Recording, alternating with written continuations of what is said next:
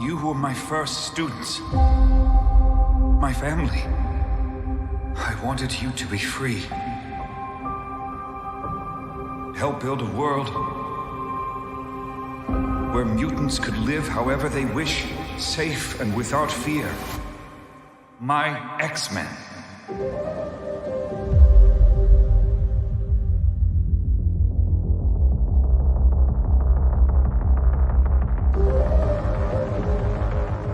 We have to be strong. For the team. For every mutant still out there,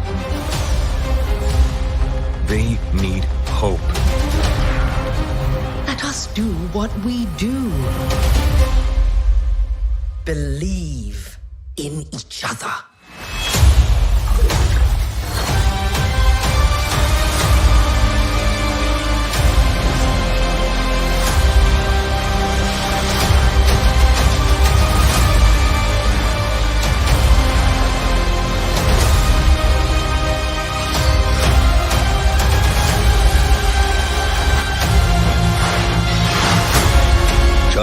Xavier entrusted me with his dream. Everything he built. Everything he fought for. Now belongs to me. My X-Men.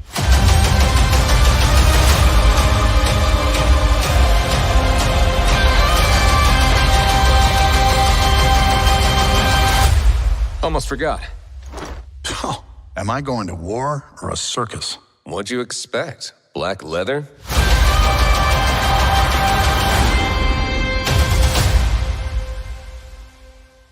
Round one. Well, actually, hang on.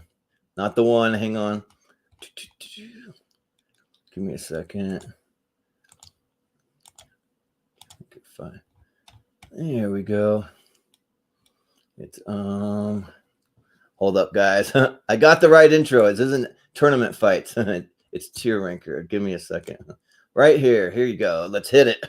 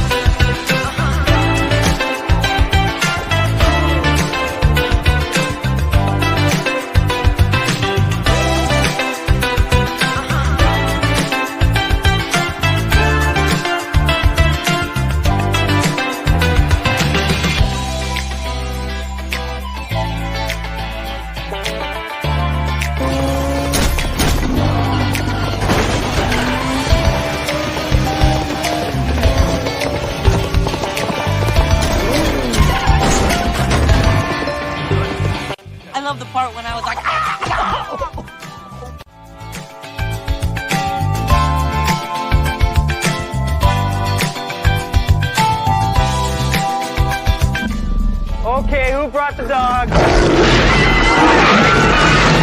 Did not tell you that was gonna come up here with a non-electrical camera? Let's go, boys! Yeah!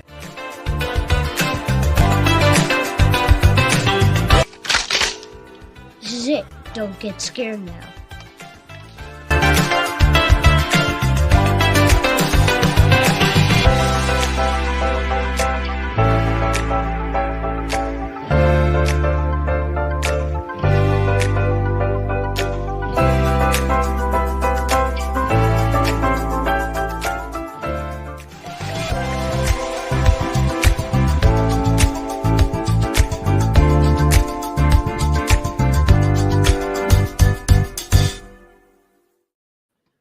Hey, welcome to another episode of Tournament Fights. Of Tier Ranker. Sorry, I'm getting it wrong again.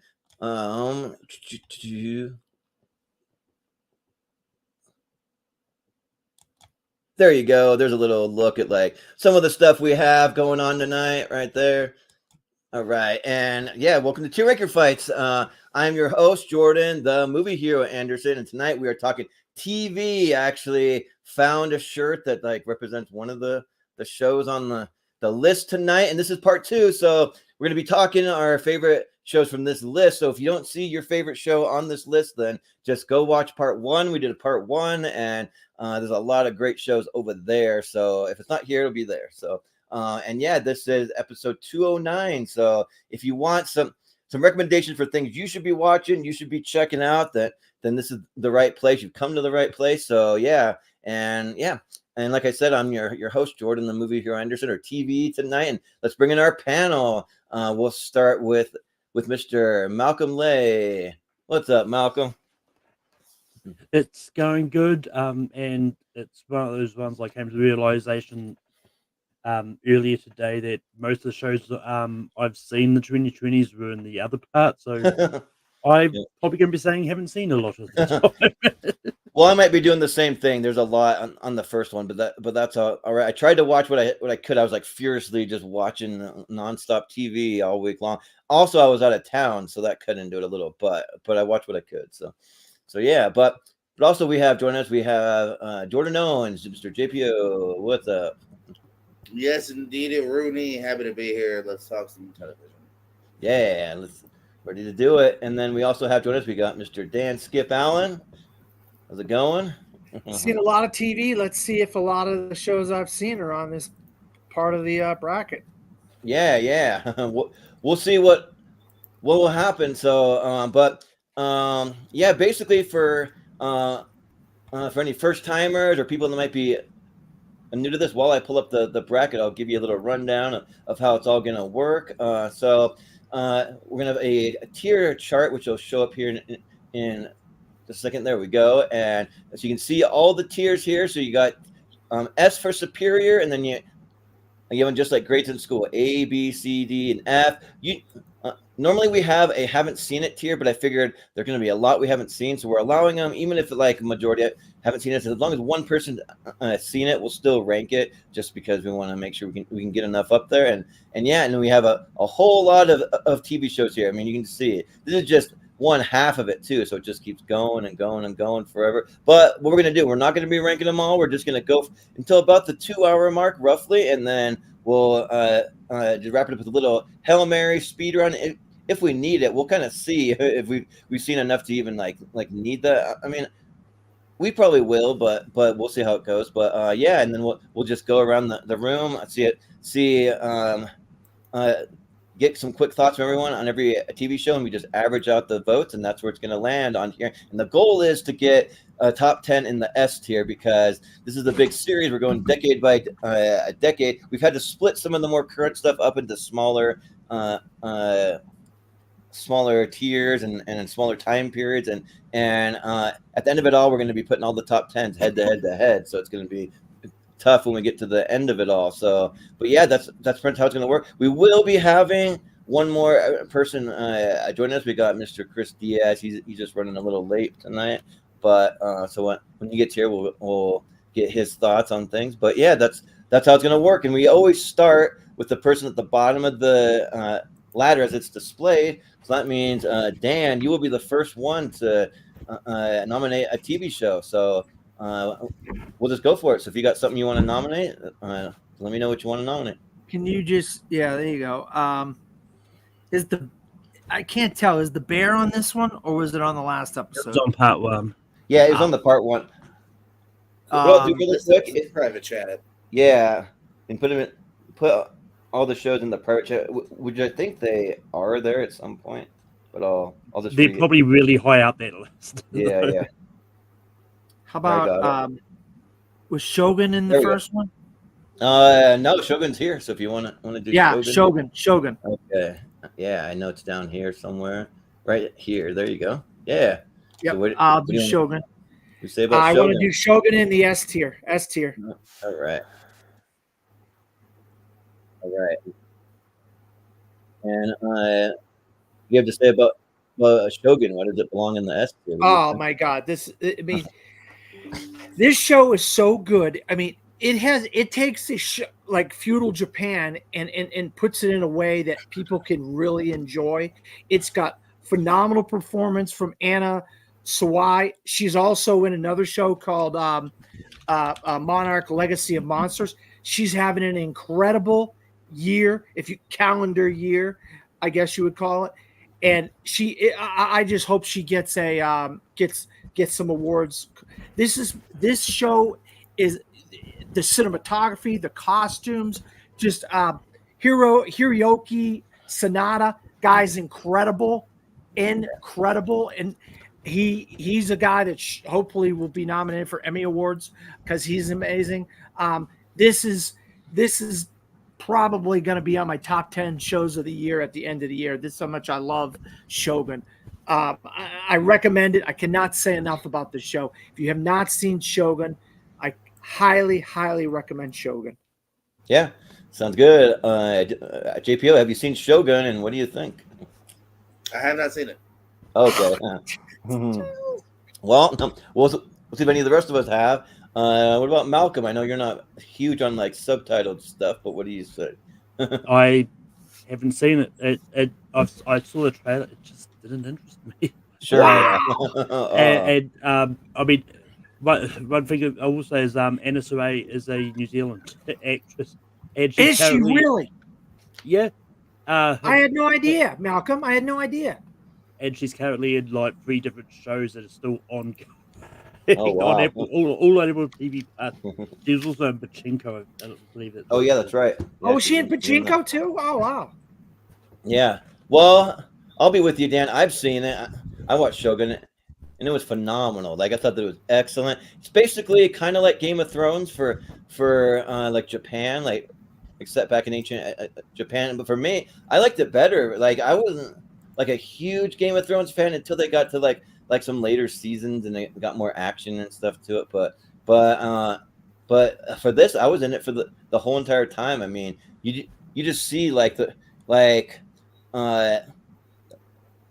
way these guys fought for power. You see, like it's not all in Japanese. There's some American guys and they speak English from time to time in there, and they're pretty phenomenal. And you just see them kind of fight for the power, and yeah, and you see some pretty brutal stuff too. Like it gets pretty like with some of the beheadings and just different things like that. But I've always been like pretty interested in Japanese culture. I just like how they honor their family and they take things so serious, almost like in a way a little too serious because they want to commit to like I don't know what they call it, like the seppuku or whatever, where they want to commit suicide because if they dishonor their leaders or like bring shame to their family or any of that stuff. But it's really, really good and yeah, I would highly recommend it.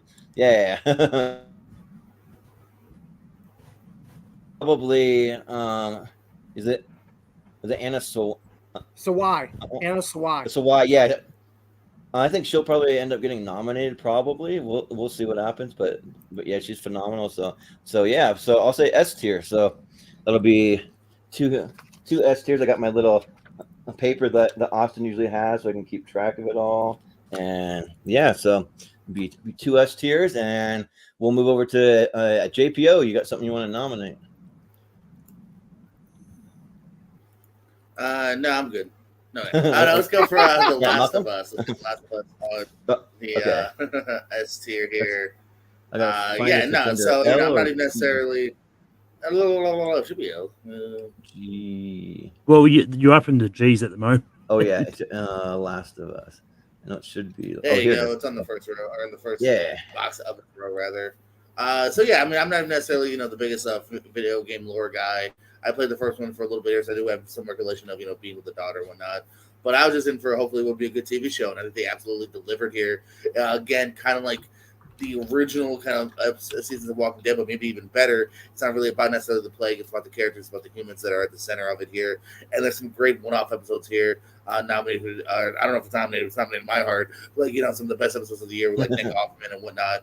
It's a really beautiful episode, and it's just a really great, constantly engaging show. The leading actress is fantastic here. Pascal, I think this is his best performance that I've seen. So S tier. Yeah, sounds good. Malcolm, have you seen The Last of Us, and what do you think? I have. All right.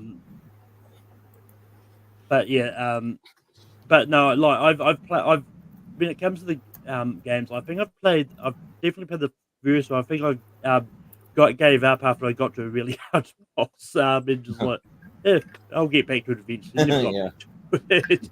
But the show is great, and I think it was nominated for a lot of Emmys last year, and yeah, and I think they're saying we're going to see season 2 next year. I don't think we're getting it this year. But yeah, it's absolutely S tier. So yeah. Yeah. So I've seen The Last of Us, and yeah, I think it's phenomenal. I think it's really great, and I think that they just follow the video game so well, and it's one of the best like video game adaptations of anything I've ever seen. Like it's just like it knocks out of the park, and yeah, the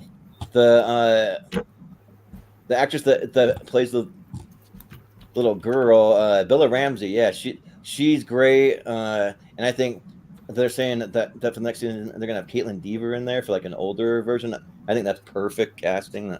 And also Anna Torv. I was a big fan of Fringe when that came out. She's great in it too. And then yeah, Pedro Pascal, he's awesome. And yeah, like just really cool, kind of seeing like a different take on zombies. They're kind of like like mushroom zombies is kind of what I call them, but they're like fungus where they're like all connected through like a like some kind of fungi system of sorts, and yeah, there's some really like pretty crazy things, and like the world building is just great. I wish they could have had the first daughter in there a little longer. I know she's meant to like spoiler, but it happens like right at the beginning of the series that she dies. But Storm Reed, I thought that she was great too. So yeah, it's an easy yes for me. So, but Dan, what do you say about The Last of Us? Yeah, I'm not the biggest fan of video games because I don't play video games, but I like it when they adapt video games very good or very well into TV shows or movies, because then I can watch whatever it is on a TV show or on a movie and experience what the video game was. And one of the best ones I've seen in recent memory, I mean, I don't want to spoil it. I saw one very recently that I loved, but last year, I mean, I was a massive fan of The Last of Us. I like what's his name, Melanie Linsky as the bad guy, and I did hear today that Jeffrey Wright is going to be back. His character is going to be back for season 2 of The Last of Us. But yeah, this is a massive S tier for me as well. I think this is one of the best shows of the year last year. Yeah. Well, we got Chris here, and we haven't gotten too far, so maybe if you've seen Shogun or The Last of Us, you can give us your quick thoughts. That's all we've ranked so far. So what do you say, Chris? I love both of these shows. They both in my top 10 of favorite TV show this decade so far. I love Shogun. I love The Last of Us. Can't wait for The Last of Us season 2. But we're interested to see how people react for having played the game. All right. Well, I'll add another S tier for Shogun and The Last of Us. S tier for me. Let's see. But they'll probably put Last of Us higher though. Yeah, so that'll be a clean sweep for The Last of Us. So yeah, that'll be going up higher if it'll let me do it. There you go. Yeah, and then a couple of my friends tuning in. Shout out to Shannon. She said you should see the original Shogun. I didn't know there was an original Shogun. Yeah. So it shows you 1980. What I know. It came out in 1980 with Richard Chamberlain. Okay, nice.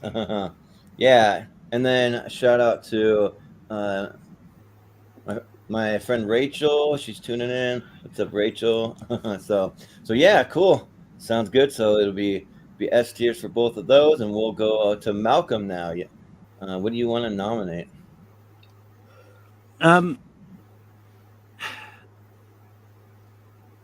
gonna go for a show that I've watched every episode of, and it's one that I came to a little bit late, but I really like it. I'm curious to see where it's going. I'm gonna go for Schmigadoon. All right. Because I'm a big musical fan, and it's one of those ones like. Is that it? I can't tell. Backpacking with the blue background. Second end.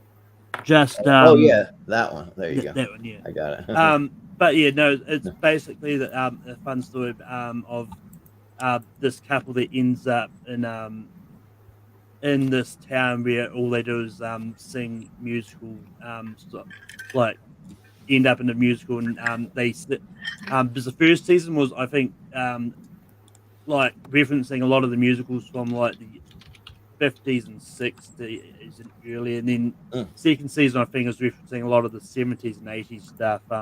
Unfortunately, that's all we're going to get of it because it was cancelled, but it was a lot of fun. Like and I really enjoyed the second season, especially when they threw in the references like Sweeney Todd and stuff like that in there as well. So it's easily an S tier. Yeah. So I haven't seen it though, but I watched the trailer for it, and I saw like Keegan-Michael Key, and then I think like Cecily Strong is in there and stuff. But it looks interesting enough for a musical. I'm not a big musical guy, but it looks kind of more like they're adding some kind of fantasy elements and things like that. That seems pretty fun. So yeah, I'll have to check it out. But Chris, I think you've seen it. What do you say about Schmigadoon? I love Schmigadoon. This is a show I watched with my family when it premiered, both seasons. It's funny. It's also good for people who don't like musical because I make fun of musical drama and the idea that everybody loves musical and they do call it out a couple of times funny way. Especially with Keegan Michael Kay. Definitely a tier for me. I think the number hysterical Christian Chenoweth, Alan Cumming are hysterical on the show. Oh. Especially in season 2 when they played him at Love It, Beanie Top type role with Love It, Hannigan added into it.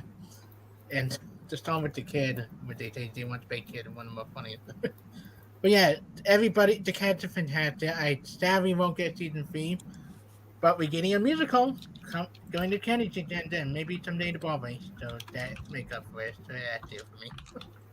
Yeah, sounds good. Dan, have you seen Schmigadoon?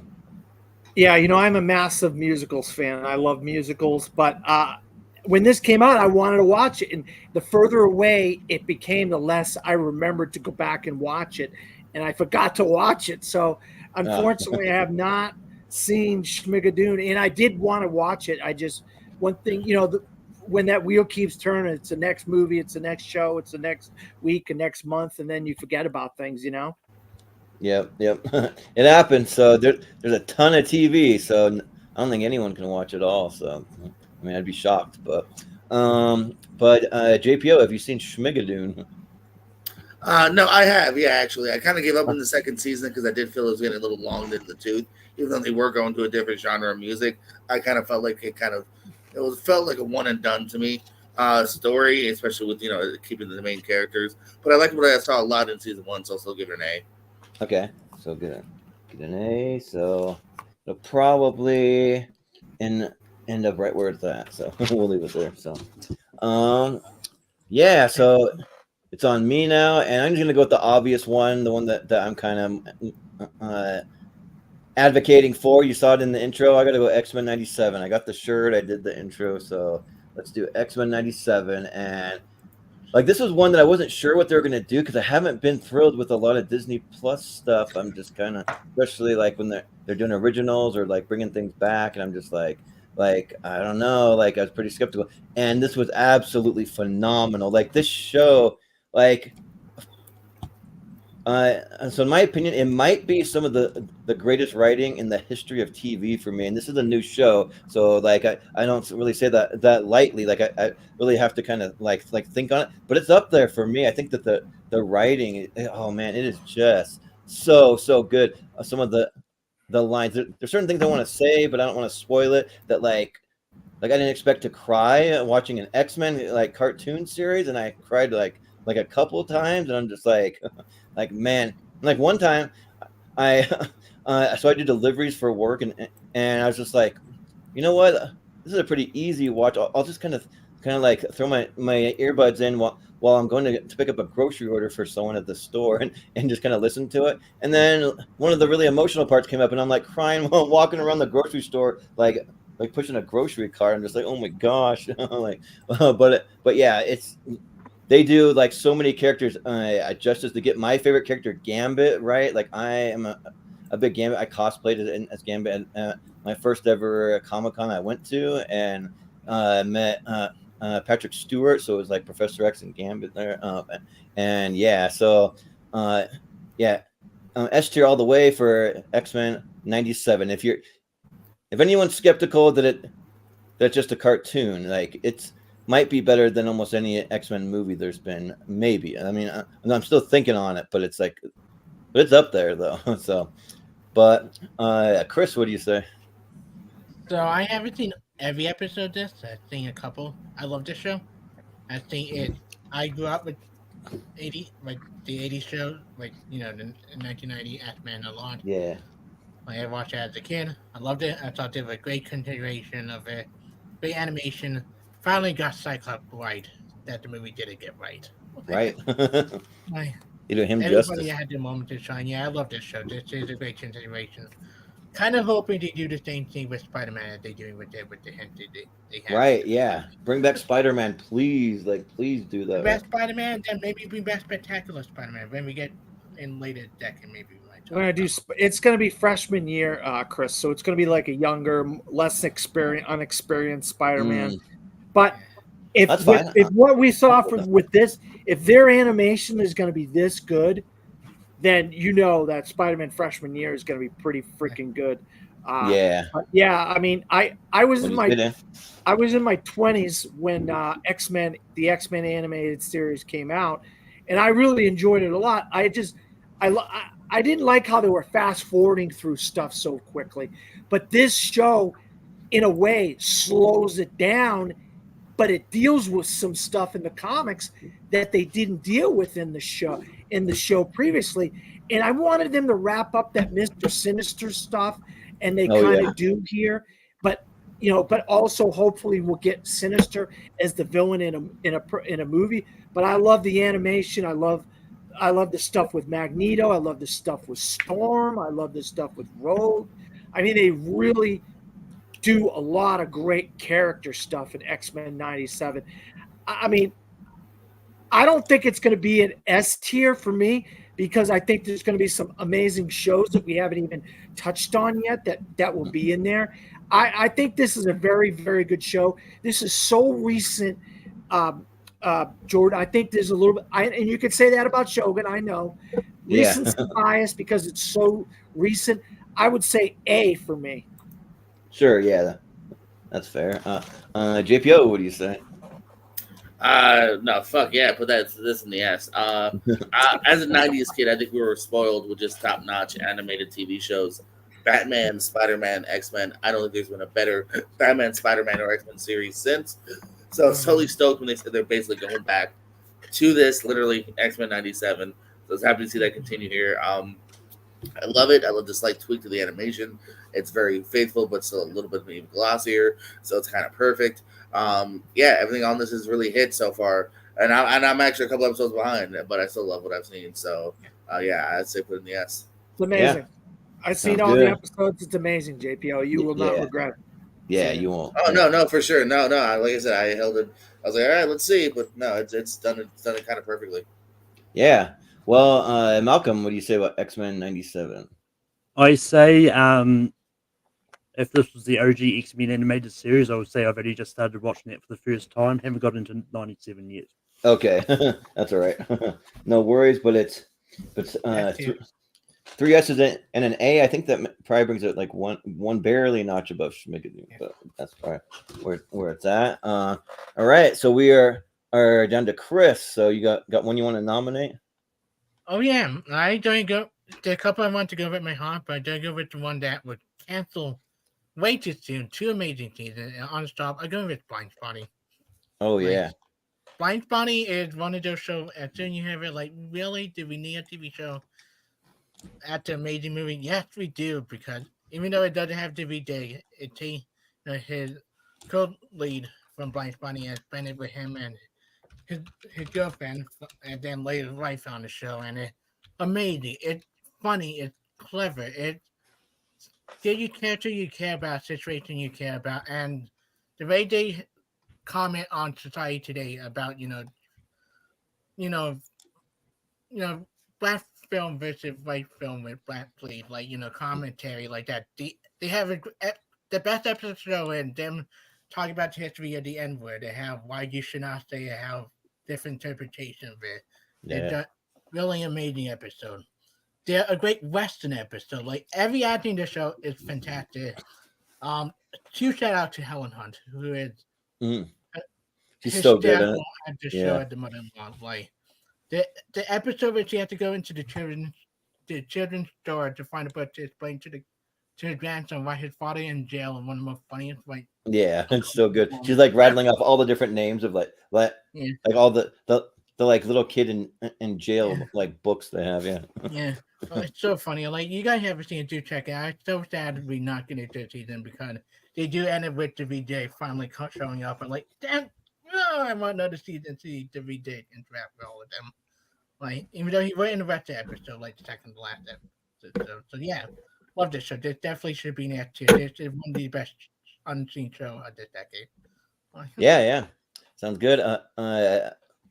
Dan, what do you say about Blindspotting?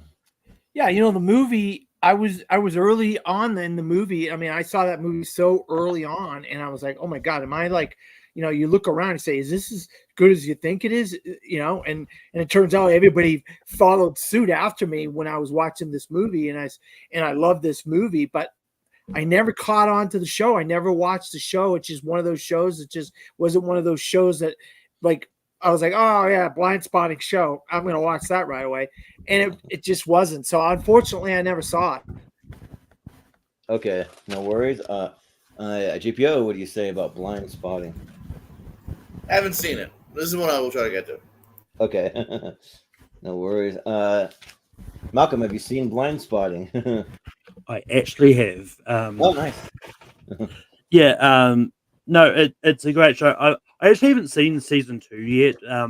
I think this is just because I'm pretty sure you talked about heels in part 1, but I think it's in more of an issue of just hiding a show on Stars, and it's not getting the eyes they want. Yeah, I think Heels is saved by Netflix, isn't it, or something like that?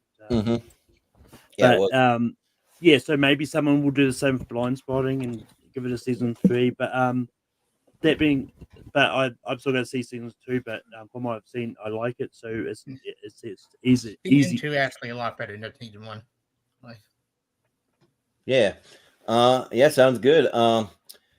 So I've also seen Blindspotting, but I've only seen season 1. Yeah, I haven't seen season 2 yet. But Brian says that season 2 has some guest stars. Yeah. It's got LeVar Burton. It's got Dante Basco is hysterical on the show. Well, spoil it.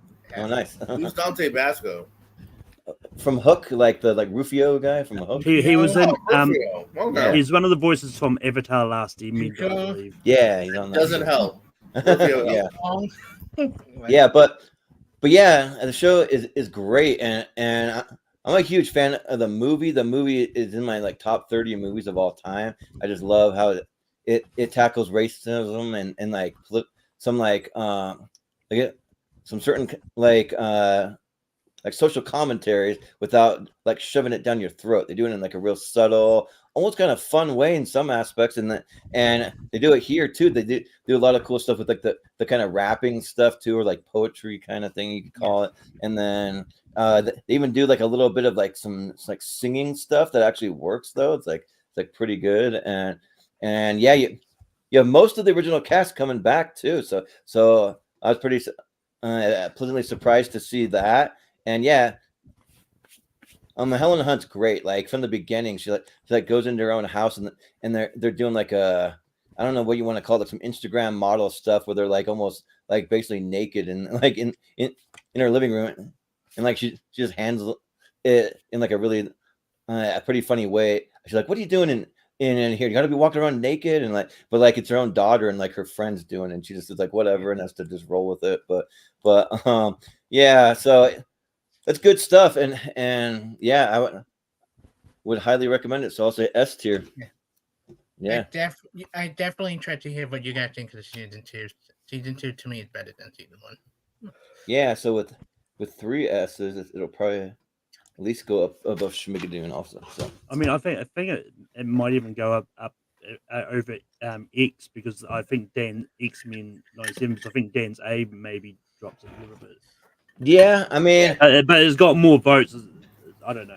Yeah, it has more votes, so I kind of feel like if it has more votes, we'll leave it there for now. We can kind of do some voting at the end though, and kind of just see where we want. And A shouldn't drop it unless the other one has other worse. Yeah, because it got an extra vote, but yeah. So we'll go over to Dan. You got another one you want to nominate? Yeah, I mean, I don't know how many of you guys are big sports fans, but I'm a massive sports fan, and I grew up in the 70s and the 80s, and during my youth, the biggest rivalry, one of the biggest rivalries in sports was the Boston Celtics, which you see I'm wearing the hat right now, and the Los Angeles Lakers. But the story about the behind the scenes of the Los Angeles Lakers is one of the most entertaining stories I've ever seen about sports behind the scenes. The Yankees in the 70s had some really interesting stuff. You know, the Bronx is burning, but Winning Time, the rise and fall of the rise of the Lakers dynasty, season 1 was incredible. The episode with Larry Bird, where he's Magic Johnson's rivalry with Larry Bird and all that stuff. But the casting, John C. Reilly is Jerry Buzz. What's his name is Pat Riley. I mean, everybody in the show is incredible. The girl, Adrian Brody, as Adrian Brody. The girl is Jeannie Buss. She's popped up in a few things since then. I forget her name, but she's really, really good in the show. But the guy that played Larry Bird's amazing, and he's giving Magic Johnson a bunch of crap and stuff like that. But a lot of people have fallen off for season 2, but not me, because I'm a Boston Celtics fan. And if you know anything about the Lakers and the Celtics, you know, in that part of the story, the Celtics win, and the Celtics do a lot better than the Lakers. So the Lakers don't do as well in the second season. And so, of course, people aren't watching it as much, and it doesn't last as long because, God forbid, the Lakers aren't chipped. Well, it's based on history. They're following the history of the Celtics and the Lakers. And the Lakers in that part of the 80s didn't do that well. If they would have just let it get to a season 3, you would have seen the Lakers dynasty do better in season 3. But people were like, oh, it's not that good. Shut the hell up. I was so pissed when that show got canceled after season 2. Yeah, Never got canceled. let it get to season 3. It should have got to season 3. You would have seen the Lakers and Magic and that stuff, and Pat Riley do much more. Those characters have more. Jerry Buss have more. You would have brought in more than Michael Jordan and all that. You would have had potential feuding with Michael Jordan. But I think it's one of the best series of television I see in the last 3 or so years. Winning Time, the rise and fall of the Lakers dynasty, partly because of the Boston Celtics, which I'm a massive fan of. Yeah, makes sense. But JPO, have you seen Winning Time? What do you think? Well, I'm not a sports guy, unless it's a movie or a TV show based on sports, because then I can get into it.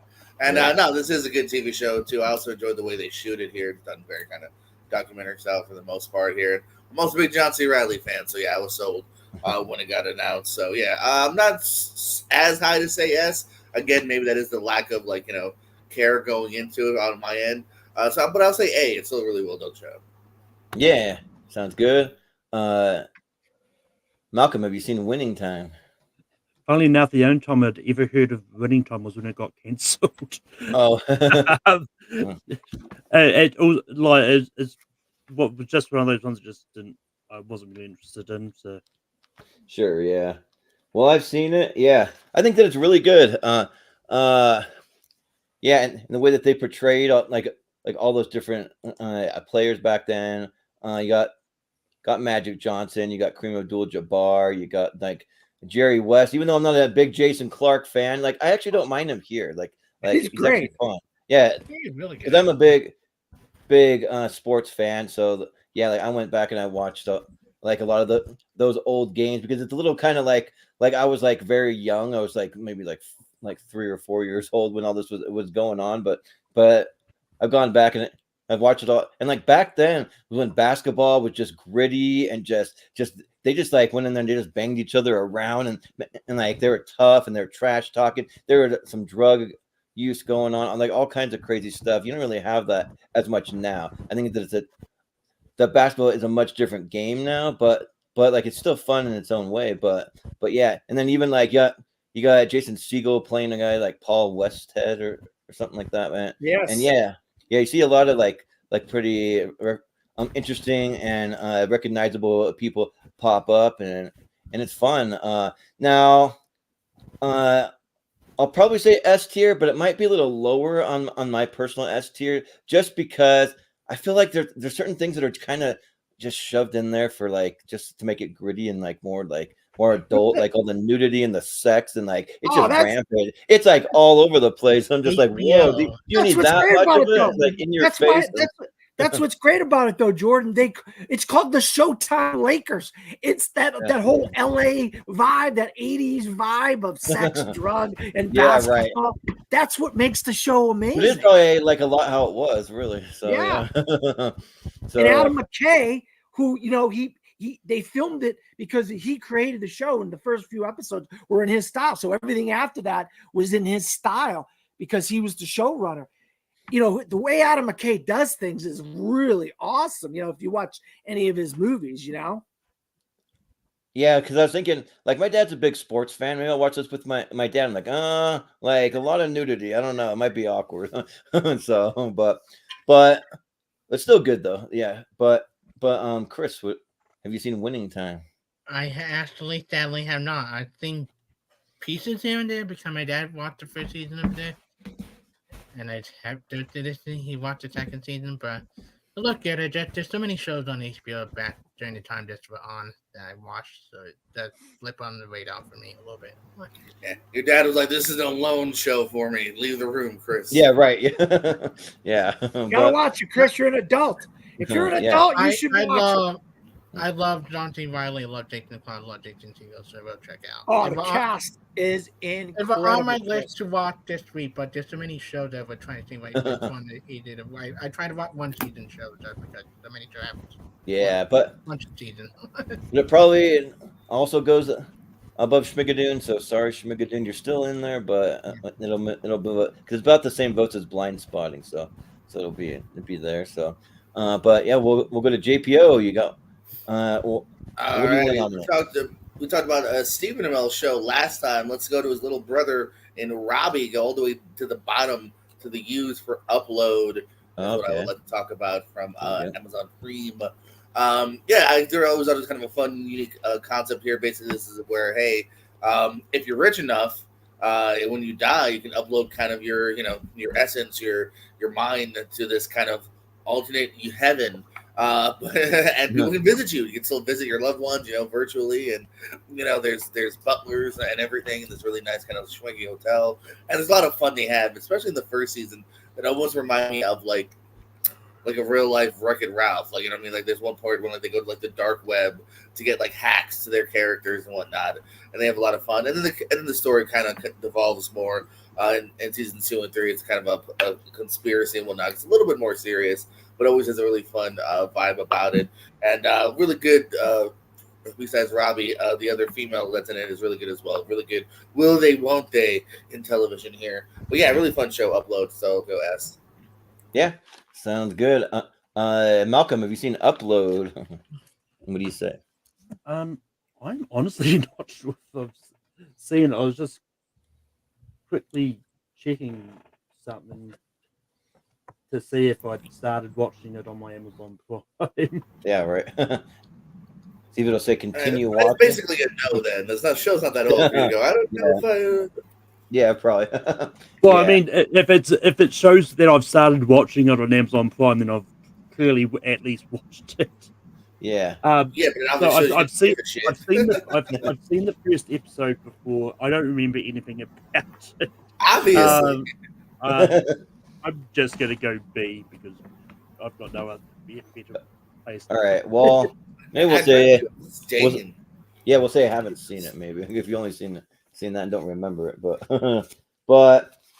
I haven't seen it either. So, but it's one that sounds right up my alley because even like if you compare it to to Wreck-It Ralph, like the second one. I like the second one better. I'm in that camp, and I like what they're doing at the internet Just stuff. the fact, like I like having fun with this kind of like they're inside the video game here. Like it's like kind of like that. Like the second one, they kind of involved into that world. That's kind of the comparison I was trying to make. Yeah, and I like Robbie Amell too.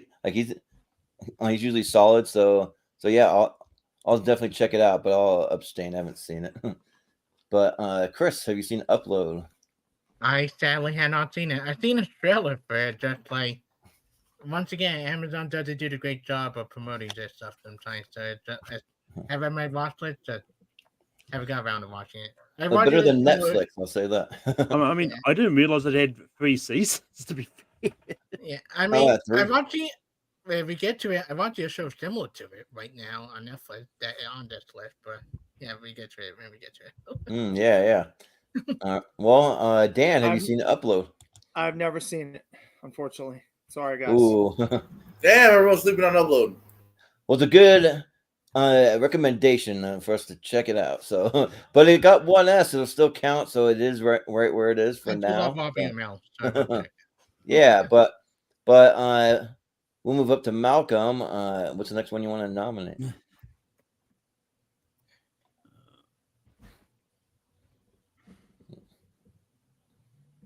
See what you got. Is White Lotus in this batch, Jordan? That was in the first half. Was it? Okay. Yeah. Check the private chatting. Listen to the shows again. Yeah, it's in there. No, I do. I know. I just double check it. I've been scrolling that, Jordan. Yeah. I just wanted to double check that I didn't miss it. Yeah. So many shows to choose from. Did they vote on that? The White Lotus did that make it into the thing? I think it just missed out. I think it was like just missed the honorable mention if I remember right. Wow, like, God, that show. Yeah, because that show is incredible. Yeah. Someone to be up. One show I didn't actually realize was on here until double check that list. I'm going to bring up Stargirl. Yeah. I think it should be right there. Yeah. Right there. But yeah, it's a like CW has been a lot of fun, and Stargirl I think is a really great addition to the era.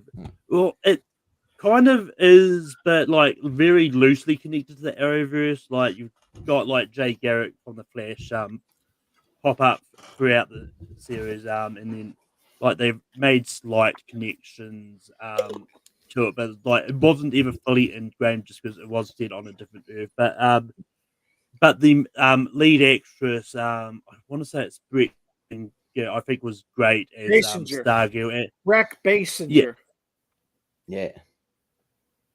No, I'm pretty sure it's BRES or something. Yeah, but it was great seeing sort of Luke Wilson in something as well. Like he's been one of those ones like he's kind of been under the radar for a bit. Hasn't really been in it a lot, but I think he was great. I really loved this, and even the whole supporting cast of all the crew she recruits and stuff is just a lot of fun. And yeah, I think all in all it was a really great series. So I'm gonna go yes. Yeah. So actually, I have not seen Stargirl. I've never been like big on the CW ever. I mean, I started off like way back in the day, like years ago, watching Arrow. I watched like 4 seasons of Arrow, and then I was kind of like got kind of bored of that show, and then I was just like, never really went to much else on the CW really. So kind of like, I don't know, like I almost like would skip over the CW because I just never found anything that really vibed for me. There's a couple of hit and misses from way back when Reaper. I advocate for that show, or like a couple like I'll put on Whose Line Is It Anyway. I think that was appeared on CW or something, but yeah, so I haven't seen Stargirl, but I mean maybe it'll be one that stands out, and you know, like I might check it out. So yeah, but Chris, what do you say? So I had people tell me not to watch this, and between the two CW shows that came out this decade, I chose to watch the other one with Superman Lois, but that was on part 1. Also a great show, but I do want to check out Stargirl eventually because there's a couple of CW DC shows I never got the chance to check out. It's in top of it, so I haven't seen it. Well, Brian thought Stargirl was a Disney Plus original movie for some reason. I mean, it was. It was that's a different thing. It's something. It's completely different, but thing. Yeah, came out around the same time. Though, funny enough. Okay, yeah, but Dan, have you seen Stargirl? As a matter of fact, I have. I've never missed a single episode of Stargirl, and I am a massive fan of the Justice Society of America in the comic books, and those specific runs, Jeff Johns' runs on Justice Society really were phenomenal, and that's what this is based on. Some of the Jeff Johns stuff that he created in the DC universe. I fell off on the CW's Arrow universe after about 4 or 5 seasons. I just got so sick of the long ass seasons. This unfortunately had like 13 episodes one season, and had lesser episodes, which you can then digest it more, and it's more enjoyable. And I love the villain. I love the Icicle being a main villain, and then Solomon Grundy and some like Jake, Malcolm said, Luke Wilson playing the robot of what's his name, Stripesy. You know, he gets in a major robot, and that's the updated version of Starman and Stripesy, which is phenomenal for me as far as I'm concerned, because I love the Justice Society. I love any incarnation. So I was really going into this thinking, oh God, I hope this is good. I hope this is good. And I'm like Malcolm, Brett Basinger. I think she really sold this show for me. If I didn't like her as a lead in the show, I probably wouldn't have kept on watching it, but I really enjoyed her. I like the supporting characters. I really like Stargirl a lot. I don't think it's like one of the best shows of the last 4 years. I would just put it in an A. All right. A tier. Sounds good. JPO, have you seen Stargirl? Never seen it. All right. All right. That's fair. So it's got 1 S and 1 A, so it might just like bump up above upload probably. So that's about where it's at.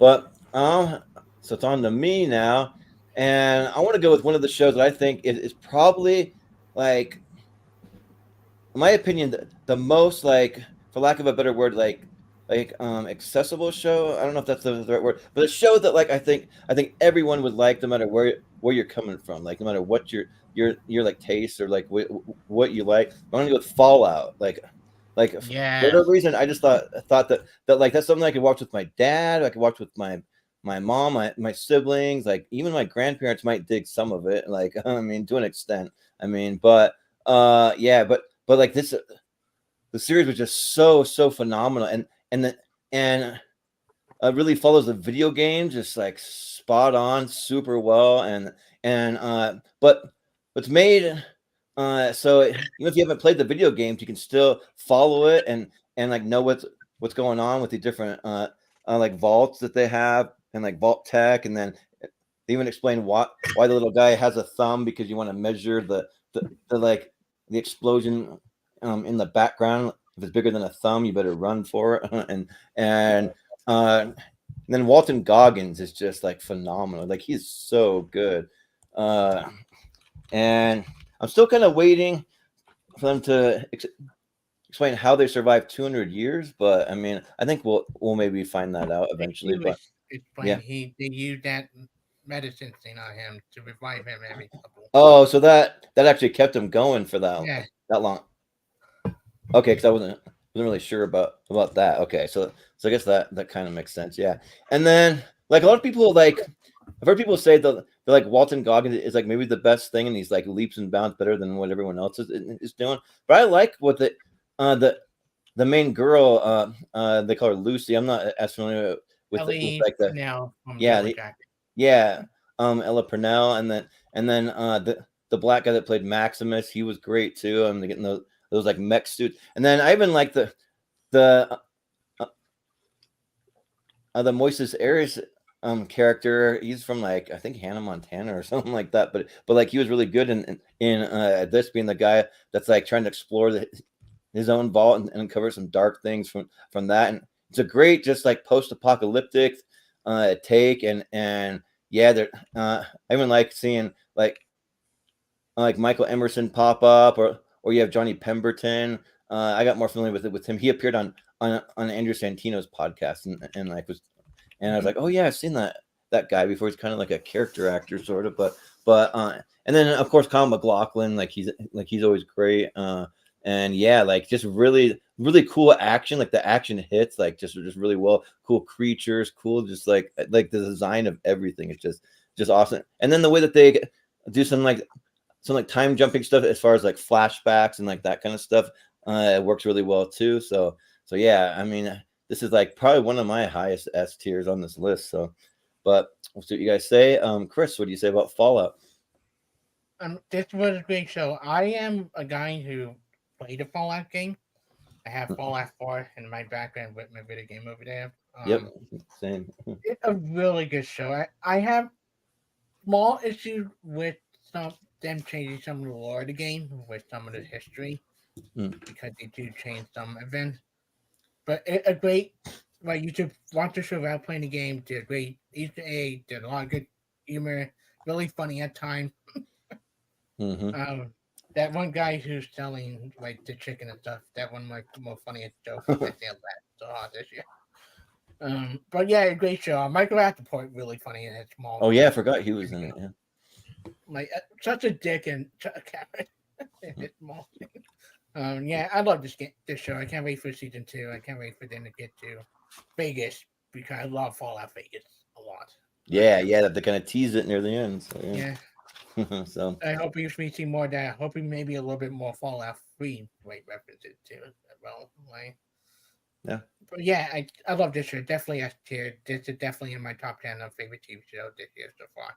Yeah, sounds good. Dan, what do you say about Fallout? Look, Jordan, I agree with everything you said about Fallout. I am a massive fan of Walton Goggins. I think he was perfectly cast as the ghoul. I like Morris Azarius. I like the Lucy character, the girl that plays Lucy. I never played this video game. Like I said, I don't play video games. I watched the video games come to life when they turned into movies and TV shows. I love this show, and I think it's an amazing show. I just feel like, and I don't want to come across as a broken record. It's recency bias. We're all like, oh my God, these are the greatest shows since sliced bread. And I love this show. I'm not trying to tell you I don't. I just think we should think about it as a whole, as the decade as a whole. What we're in the 4 years now, and are there other shows that we can think of that might be better than this? But because we love this show so much, because it just came out 2 months ago, we're like, oh my God. And I am right there with you, Jordan. I love Fallout. I think it's incredible. But I'm going to say I'm going to say A, because I just feel like it's recency bias. And I feel like I'm doing the same thing in my brain right now. I love this show. I love this show. And they all came out this year. You know what I mean? And it's like, well, how can I reward and think about things that we should put on here that came out 2 years ago, 3 years ago? You know what I mean? I don't want to sound like I'm preaching or anything. No. Well, yeah, it makes sense. Cause I think the last episode just dropped like last week or the week before, something like that. But so yeah, like they just got them out in time. Yeah. So, but it is all out there. So, but JPO, what do you say about Fallout?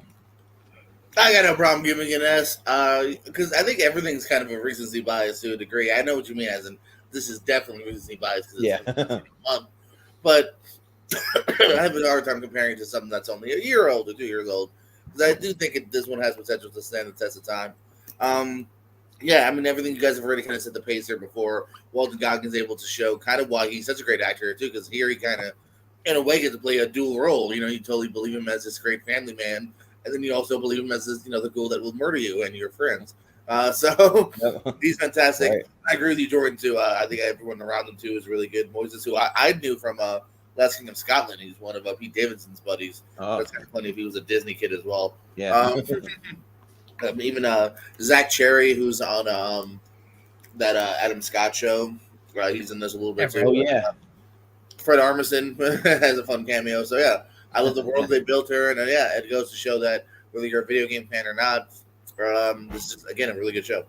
Yeah, absolutely. And Malcolm, have you seen Fallout?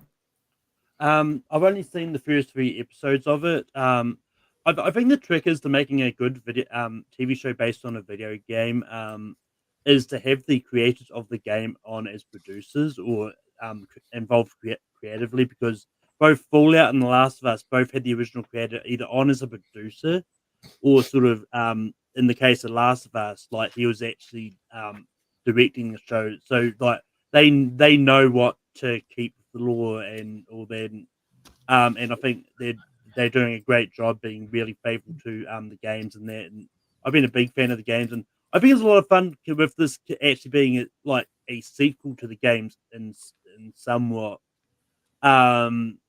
But unfortunately, based on what I've seen, and I do like the first 3 episodes, I'm not as high on it at the moment. Maybe once I finish the series, I'll probably be a few of an S. But for now, I'm just going to go A. Yeah, A. I'm going to do just a quick little adjustment because once Chris came in, he gave some other votes. So I think actually, based on the votes, X-Men was a little above Shogun, and then Fallout's 3. I was about to say that's the only thing. Yeah, 3 and 2 for Fallout. So that's kind of just a little above X-Men. Actually, did you say S for Shogun, Chris? Did you say S for? Yeah, he said S. Yeah. So Shogun has 3 S's, X-Men's 3 S's, and an A. It's barely got that A that's gonna bump it up there. So yeah, but so Fallout's got 2 A's. It has 2 A's. Yep. so yeah, but yeah, we'll go back down to Chris. What do you want to nominate? You know, I do think my 2 other favorite shows for later. I do go. We haven't got limited series on here. I had to go with the one that everybody talking about this year, Baby Reindeer. Oh yeah.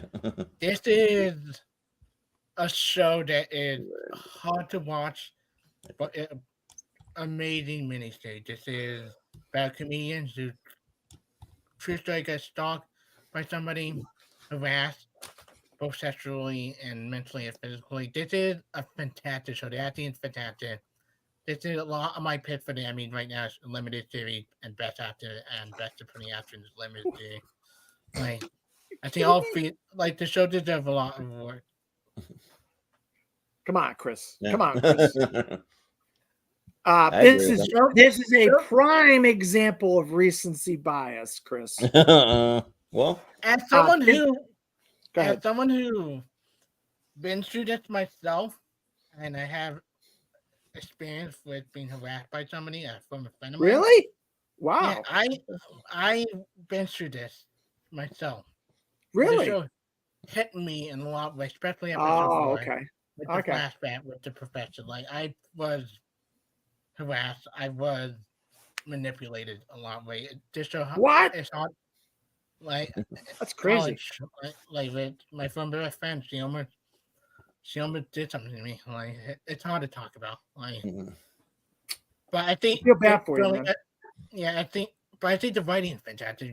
I think one of the best things of this year is the stand-up scene in the second to last episode when he breaks down mentally. He telling the story and he talking to like finally, giving up his comedy. That's just how he's feeling at the moment. I think it's one of the best acting moments of the year. That was like watching it, like, wow, I've never seen a show like this, like that. Moved me, made me laugh uncomfortably at times, right? And you do feel bad for her a little bit. Like, you do understand her when you get to the end. Like, I think it show both sides, and it's brilliant. It's in my top 5 favorite TV show of the year so far. And that's my second favorite, and one of my favorite mini-series of the year. We will get to my other mini-series later on, but it definitely has it for me. Yeah, I wonder if we're gonna get a season 2 or what. I don't know. No, this is based on a true story. The story's over. Yeah, right. His story's over. So I mean, I just wonder if they're gonna do like maybe like an anthology. They'll have some other crazy story or something. I don't know, but Dan, what do you say? Look, I binged this entire show in one day, and they're like 35-minute episodes, and it's a wild story. There's no doubt about it. This is a wild, crazy story. It's based on true fact. If the fact that something like this happened to you, Chris, I feel bad for you because this is a crazy story. But I just feel like this is so recency bias where it's like, oh, this is the hot thing right now. We just pull Fallout. Yeah, I know. And trust me, two of my They're all going to favorite be recency bias. literally two of my favorite. The same months, each other. So. I know. I'm not knocking you for picking it, Chris. I'm not. I just want to say. I'm just saying it's so recency bias. There's so many great shows over the last 4 years that we're not even touching on. We're touching on all these shows that came out this year, and I feel like I want to put this in B because I just feel like when you go back, you say, "Why the hell did I like this show?" Yes, it was interesting and it's fascinating and it's sad that something like this happened to you, Chris. But it's in the long run, this is not going to be one of them shows. And I'm not a fan of Beef either. I'll tell you that right now. I hated Beef. Just so you know, I gave Beef 1 star in my review. Jeez. So anybody that likes Beef, hey, good for you. What the I hate fuck? Beef. Yeah. I hate Beef. I hate Beef. Crazy. So this is a B for me, even though Yeah. I freaking like this show. Don't get me wrong. I did like this show. I just feel He like isn't terrible, yeah. it's so recency bias. So recency One star for Sure. Beef. Yeah, right. That's B. I'll give Crazy. Shogun but moved to drama series, so didn't now have bigger chance with limited. Yeah. But JPO, what do you say about Baby Reindeer? It's gonna be comedy anyway. I think it's gonna be miniseries or comedy, Chris. No, it limited series. Okay, all right, gotcha. All right, cool. I'm gonna give it an S tier. It's a great show. Yeah. It was super fascinating, extremely well acted too. I thought the lead performer here very layer performance here. The revelations of going into what happened in the past with the one guy. Ooh, riveting stuff. I think I think here, Dan. I think we're both kind of guessing as to where it's going to stand the test of time. I think you're kind of the pessimistic one that goes, there's no way it's going to stand the test of time. I think it will, and we'll see. We'll see in 6 months, a year. And also, too, maybe I'm just looking at the list here of all the things that I have. This truly is in the top, like 10 or so. So that's here. Yeah. Well, Malcolm, have you seen Baby Reindeer? Funny enough, it dropped on my birthday. So I'm not going to spend my birthday watching this. Yeah. Sounds depressing. I just haven't got about. Then I just haven't thought about it since until now. So I haven't seen it. Yeah. Well, that's fair. Yeah, you don't want to watch something that depressing on your birthday. Yeah, but so I have seen it. Yeah, and I did the same thing. I binged it all in one day, and one of the ones that just really caught my attention. I didn't binge hardly anything in one day, but I did with that, and yeah, like I thought that it was an amazing show, and like I don't care if it's recency bias or if it's not. Like if it is one of the ones that I like more than some of these other ones, then that's where it's gonna go. It'll be S tier for me because I also. Oh wait, I'm the one that likes it. Yeah, right. Yeah, but I'm also hits very close to home for me. I've had a couple of stalkers and like some that like one that was as crazy as this crazy psycho bitch girl that they had, like just crazy, and like I had one girl that followed me to another state when I was married and showed up at our front door and like my ex-wife was like literally ready to like beat the living hell out of her. And You guys like, are lucky. It was bad. You guys are lucky. I never had any stalkers. Yeah. Give me a stalker. I could use a stalker. Yeah, you need a little excitement in your life, Dan. Yeah, right? I need some excitement. Dan, be careful what I'll you be in wish your for. bushes tomorrow, Dan. Not you, JPO. You're out in the middle of the country Too late. right now. You It's used too to live late. in Florida. You're not here anymore. No. Go ahead. Hey, Yeah. stalking is on. Wait, Dan, I'm in Florida. Yeah, he's in I thought you Florida moved. Oh, did you move back? You're live right now. Yeah. Danny, so let's be Oh, you careful. moved back. Okay. I'm in Florida. Wait, I Yeah. could have gone to a film festival. now. Yeah, right. But No, were you in Fort Myers at one point, JPO? That's where I am right now. Yeah, that's what I Yeah. thought. Okay. yeah, but yeah. So I've had two stalkers. I had one that like really went overboard, and one that was more like an online kind of sent me like hundreds and hundreds of messages all day long. All these Dude, I said I was recording. sorry. And Move on. well, if you ever want to hear some like after a show once, me and Austin, like we went through a bunch of the recordings and I played them for them, and they're psycho. They're just crazy. Just repeating the same stuff over and over and over and over. Like, get over this. Move on with your life. Don't you have anything better? You mean like the chicken Like, baby looking at reindeer?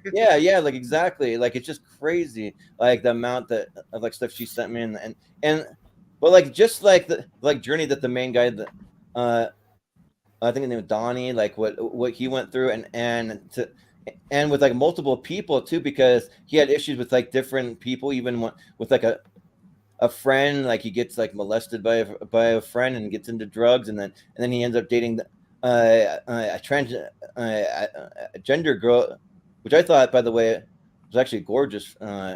And I was like, man, just like move away with her, just run away with her or whatever.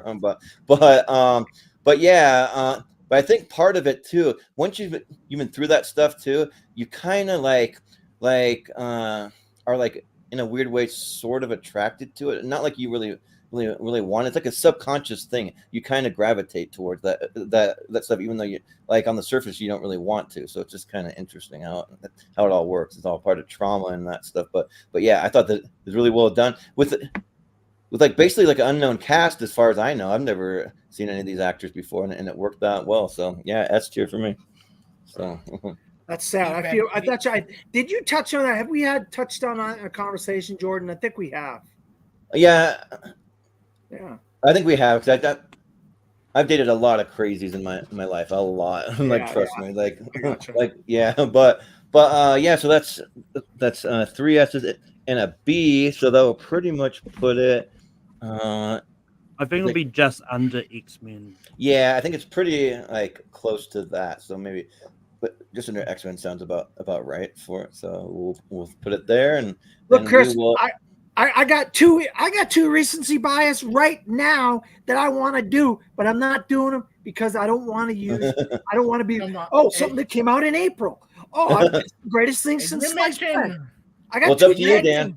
I got 2 things that came out in April that I would freaking love to talk about right now. 2 of my favorite things of the year, but I'm not going to do it. I'm going to talk about something that came out about 3 or 4 years ago that I think was one of the best things I've seen in a long, long time.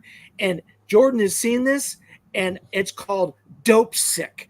And Dopesick deals with the opioid epidemic, and it's one of the best shows or movies or anything that dealt with the opioid epidemic, and it really hits you like a ton of bricks on both sides of how they sold these damn OxyContin to people and how they had this machine of people selling this stuff. And then if it wasn't for Michael Keaton getting injured and getting hurt, and then he gets addicted by it, he didn't realize how bad it was. Caitlin Dever is incredible in this show. It deserved all the awards it got. She's incredible. So I could have went recency bias too, boys. But I went with something great from 3 or 4 years ago. And I think you guys should all see it if you haven't seen it. Dan, you get my respect. Yeah, I love this show. We can go recency bias next round, Dan. All right. That's it. but JPO, what do you say about Dopesick? Never saw it. Oh, okay. Well, Malcolm, have you seen Dopesick? I've seen it. I think I lasted about half the season. I wasn't a fan of it. I thought it was boring. C. Okay. C. Ooh. Lowest vote on anything on the night so far. Huh? Figures he gives it a C. Yeah.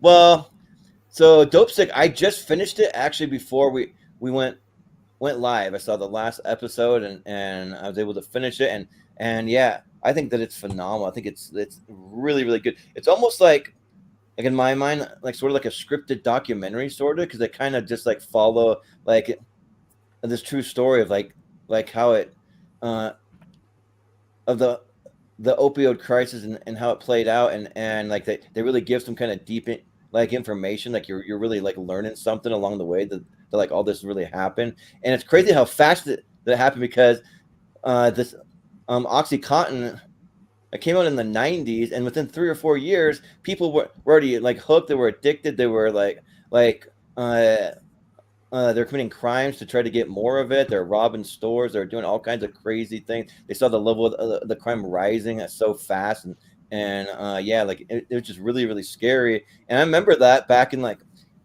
high school days was about like when this stuff was like super popular. And I remember like people talking about how they're going to score some oxys or like got any oxys or like that kind of stuff. And that like people were were like doing it just like any, almost like a hardcore drug sort of, and like it's crazy because it's very addictive. But the way that they just tried to lie and like manipulate the people that created it, it's created by just one family. They created it and they just marketed it to the public, and they just lied like any way that they could. They bribed people to get them to sell it. They did all this stuff. Like it's just crazy. I don't even know if it's something that's like still a thing. OxyContin it's just been outlawed or like illegal. I don't know or if it's just like maybe heavily supervised. I don't really know. But yeah, Caitlin Dever, Michael Keaton, Will Poulter, like he was really good too in it.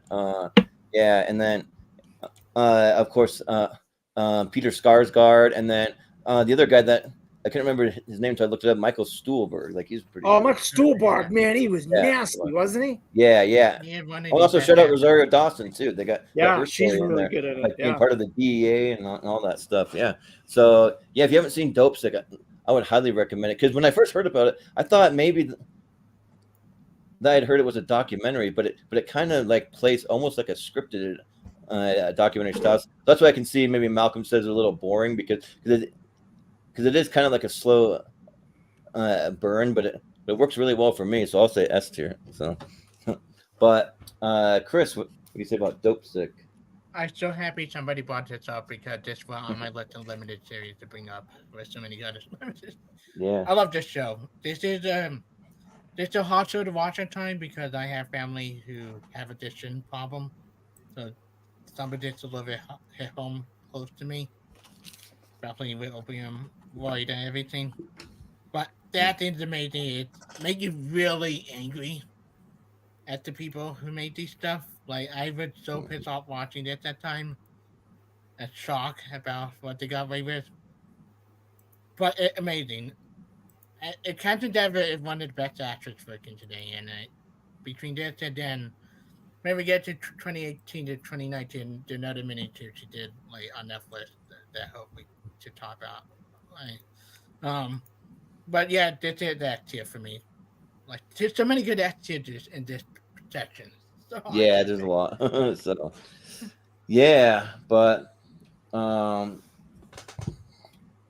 yeah, so it will be, let me see, we got 1, 2, 3 S tiers and a C, so that's probably might bring it, but like right below maybe like Baby Reindeer or something like that. So we'll put it there. So yeah, but we are back to JPO. You got another one you want to nominate? Hell yeah! Let's go all the way back in the time machine of the year 2022. Yeah. Actually, I didn't have this on my list, but I saw the picture of it, so we got to talk about it. Scroll just a little bit more. Yeah. All right, stop, collaborate, and listen.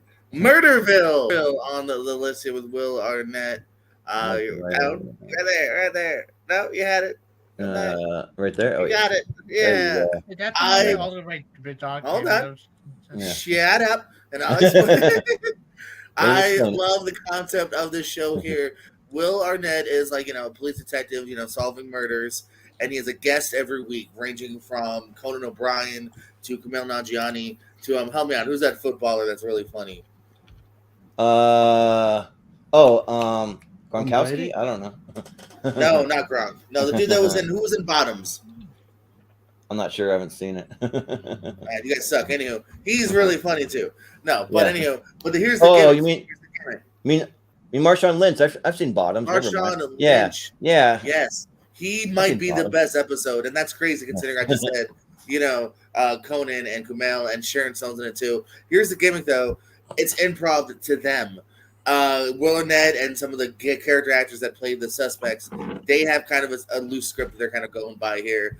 Conan, Maya Rudolph, none of them know what's going to be thrown at them, and it's absolutely hilarious the stuff they go through. It's just such a cool, fun, new concept here. Arnett's perfect as the cop. Everyone's game to play, and like I said, everyone kind of tackles it in a different way. Some kind of play it straight, some just have fun, and every episode was a real joy to watch. Yeah, sounds good. Yeah. What's this called? Murderville on Netflix. Yeah, that's on Netflix. I might have to check that out, JP. That's an interesting concept. Never seen that before. It's a really cool concept. Yeah, no, it's a really cool concept. Yeah, everyone, they have no idea what's gonna be hit at them. There's like fun, weird, like Reno 911, like character actors as like the suspects. Like, yeah, it's Yeah, I might have to put that on the list. Yeah, check one out. Yeah, check that out. Highly recommend. But Malcolm, have you seen Murderville? I've seen the first episode. For whatever reason, I didn't go back to it. I think but it's just a case of I think so many shows coming out. This was around the time I stopped being able to catch up on everything. Yeah. I mean, I like the first episode enough, but I'm going to go B though. It doesn't matter. One episode vote doesn't count. Yeah, I kind of feel like maybe one episode might not be enough. Well, we agreed on that. We did that. It was a set thing. I'm not making that up. I'm not being a dick. Like we did say if it's like one episode, don't even give. Yeah, we might have agreed on that. I just don't remember. but yeah. Okay. No, yeah, I'm not making that up. We did agree on that. yeah, sure, yeah, that's fair. Yeah. So I've seen 3 episodes, so I hope that counts. But because the show was a lot of fun, but kind of like. It's like different tones and different styles that like some episode hits that like so like one of the episodes I saw was the Christmas episode, so it had Jason Bateman and like Maya Rudolph in there, and then I think Pete Davidson shows up for like a second, but and that was a lot of fun. And then I saw some ones that maybe I wasn't as high on that I was kind of I think that it's really good. So it's kind of all over the place for me, where some are absolute bangers and other ones are just kind of all right. So, but I still feel like it's enough to give it an A. So I'll say A for me. So yeah, but we'll go to Chris. You seen Murderville? I have not seen it because there's so many the type of show that get them mixed up. I almost thought that was the real birthday one that came out recently for a moment, but no, I have not seen Murderville. Okay. Yeah, I haven't seen it either. Like I said earlier, but it sounds like an interesting concept. I have to go check it out. Yeah. These like half-hour episodes. Yeah, I gotta imagine. Yeah, I'm sure. Yeah, they're. I might be able. Yeah, I might try to go back and check this out. It's just. I believe it's just one season, and then the Christmas is like a bonus kind of thing. Yeah, the Christmas is a bonus one. Yeah. I got you. All right. Yeah. Yeah, but I think it doesn't have enough to go above upload. I'll say that. But yeah, I think that's where we'll land for now because I had 2 votes. But Netflix has so many similar shows sometimes. Right. I'll keep naming comedies nobody's seen. Stick around. Yeah, right. Sorry. Yep, but we'll go over to Malcolm. Do you got another one you want to nominate? So it might be my turn to bring up a comedy that not a lot of people have seen. But I'm going to bring up a sitcom that I think feels actually very underrated. Like not people really talked about it, but it's Home Economics. Okay. With Topher Grace, and this was just it's like Topher Grace is another one of those actors who hasn't really done a lot of much of high known stuff, but Home Economics I thought was very entertaining. And all the supporting cast that there I think it was all great, and you had people like Nicole Byer, Nicole Brown, and Ryan Seacrest pop up as cameos throughout the seasons as well.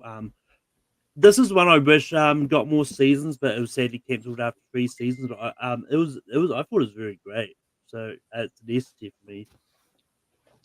Sounds good. I actually haven't seen it, so this is a blind spot for me. So I'll abstain. But Chris, what do you say about Home Economics?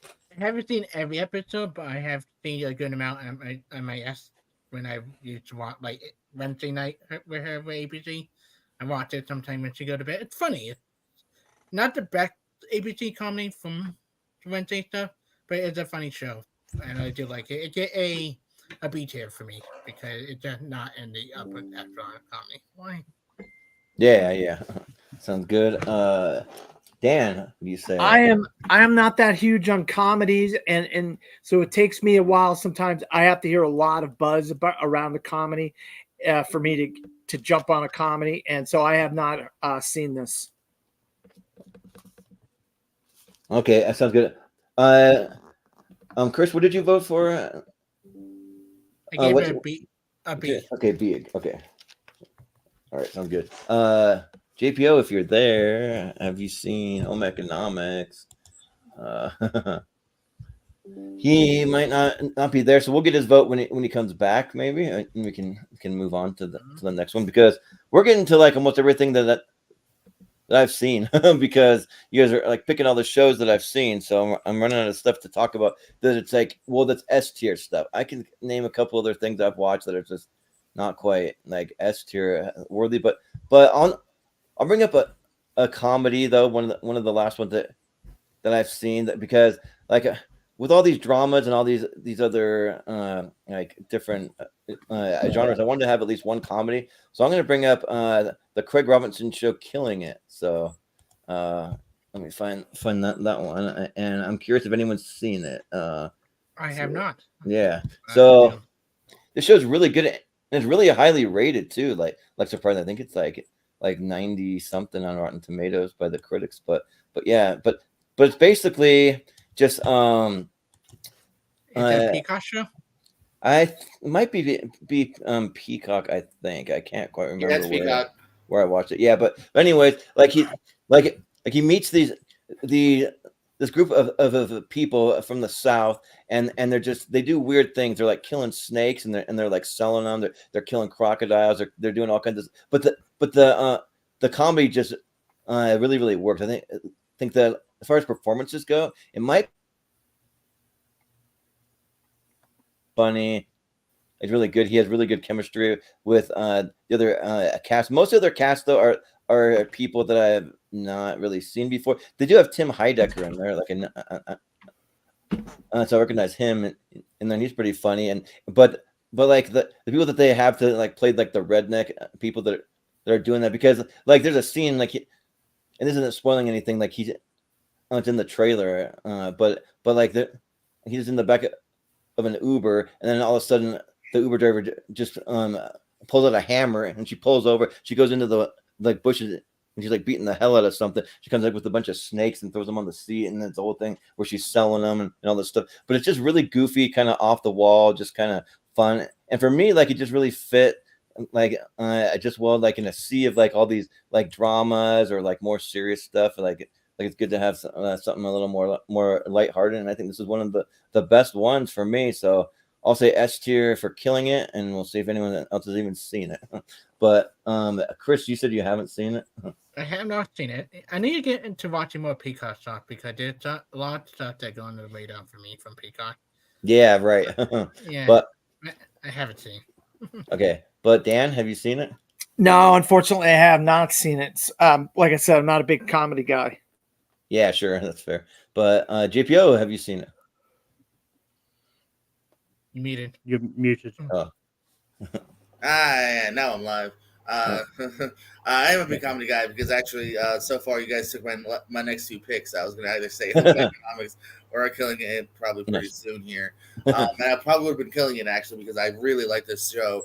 I actually had slowed off on it or stopped in a way after a couple of season one, because I was like, that was cool, and then life happened. I think it was my brother who was like, no, kind of get back to it if you can. And I'm glad I did, because it's a show that really kind of picks up and really kind of gets even bigger. There's some fun twists and turns, some good cliffhangers here. Plot twists you don't necessarily see coming here. Like, not everyone's perfect. And yeah, just really good cast. Tim Heidecker is fucking crazy and awesome here. The main girl is very funny. She's just the life of the show, the bubbly life of the show. Robinson's really good. I also love the other Snake Hunter. Actor every time he pops up. Halloween Ends or Halloween Kills. He's Big John, Little John. And, that's right. So I ended up really, really liking this show here, and I hope it got picked up, because this is one too that like the story's not quite done yet. So I'm agree with an S. I really liked it, and if you want to jot it in real quick too, I really like Home Economics. It's not quite an all timer, so I gave it an A. If you want to throw that. Okay, we'll give it an A. It's really good. Yeah. Sad it didn't get picked up for another one. So that means on Home Economics, it probably puts it above at least, like, let's see, what did Murderville have? One and one. That's 1 and 2. Stargirl, let me see. It's above Stargirl. See Schmigadoon. Yeah, it's probably right in between Schmigadoon and Stargirl is where it's gonna land. So yeah, put it there. But yeah, cool. Malcolm, have you seen Killing It? I have not. Okay. But yeah, for me, like,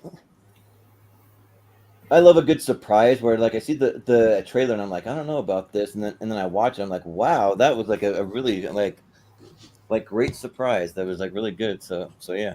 But so that means Killing It will have 2 S's. So that's gonna put it. And yeah, it is primarily Peacock. Although I do know they aired pretty much they aired all of it on USA at one point too. Oh yeah. Let's see, I'll put it in between Home Economics and Schmigadoon. So right there. So okay, cool.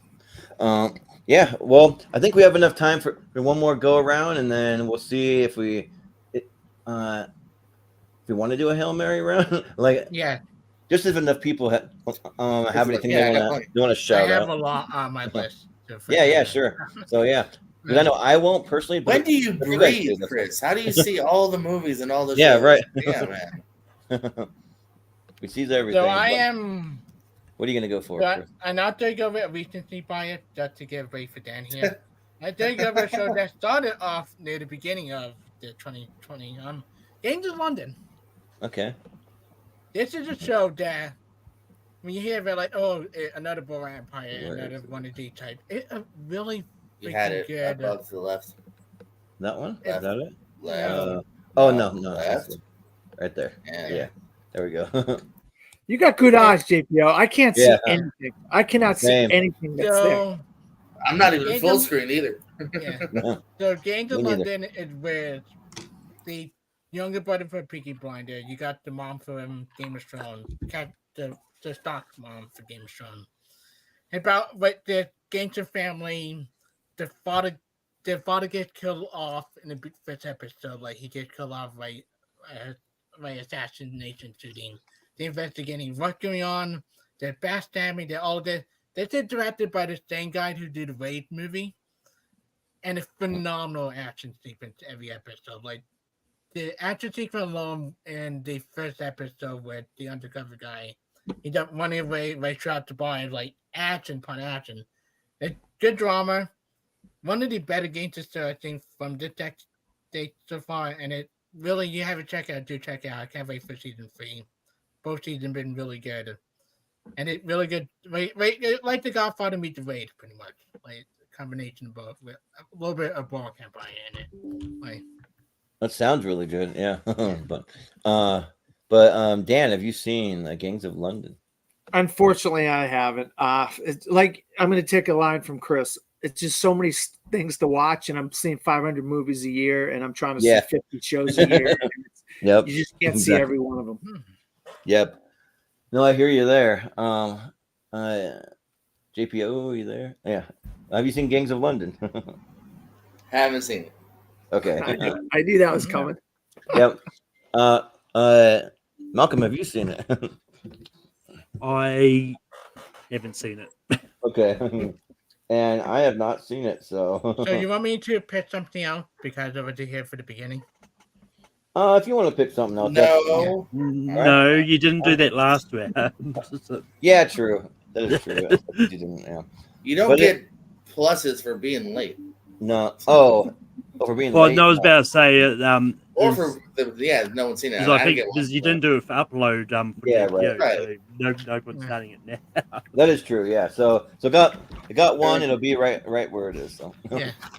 But all right. So recency bias. Here we go. Recency bias. Here we go. Wow! How dare you? You're not. I think this is going to win the miniseries of the year. It's going to win actor of the year in a miniseries, and I think it's one of the most gorgeous things I have seen in a long, long, long time.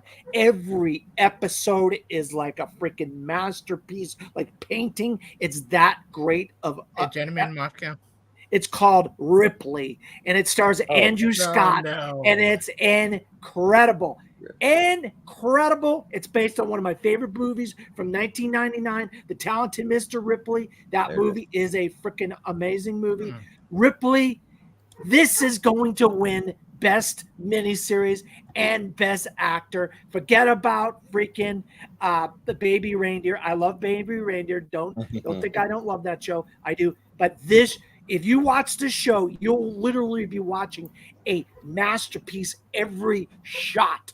Not every episode. Every shot is absolutely phenomenal. Andrew Scott is amazing as Tom Ripley.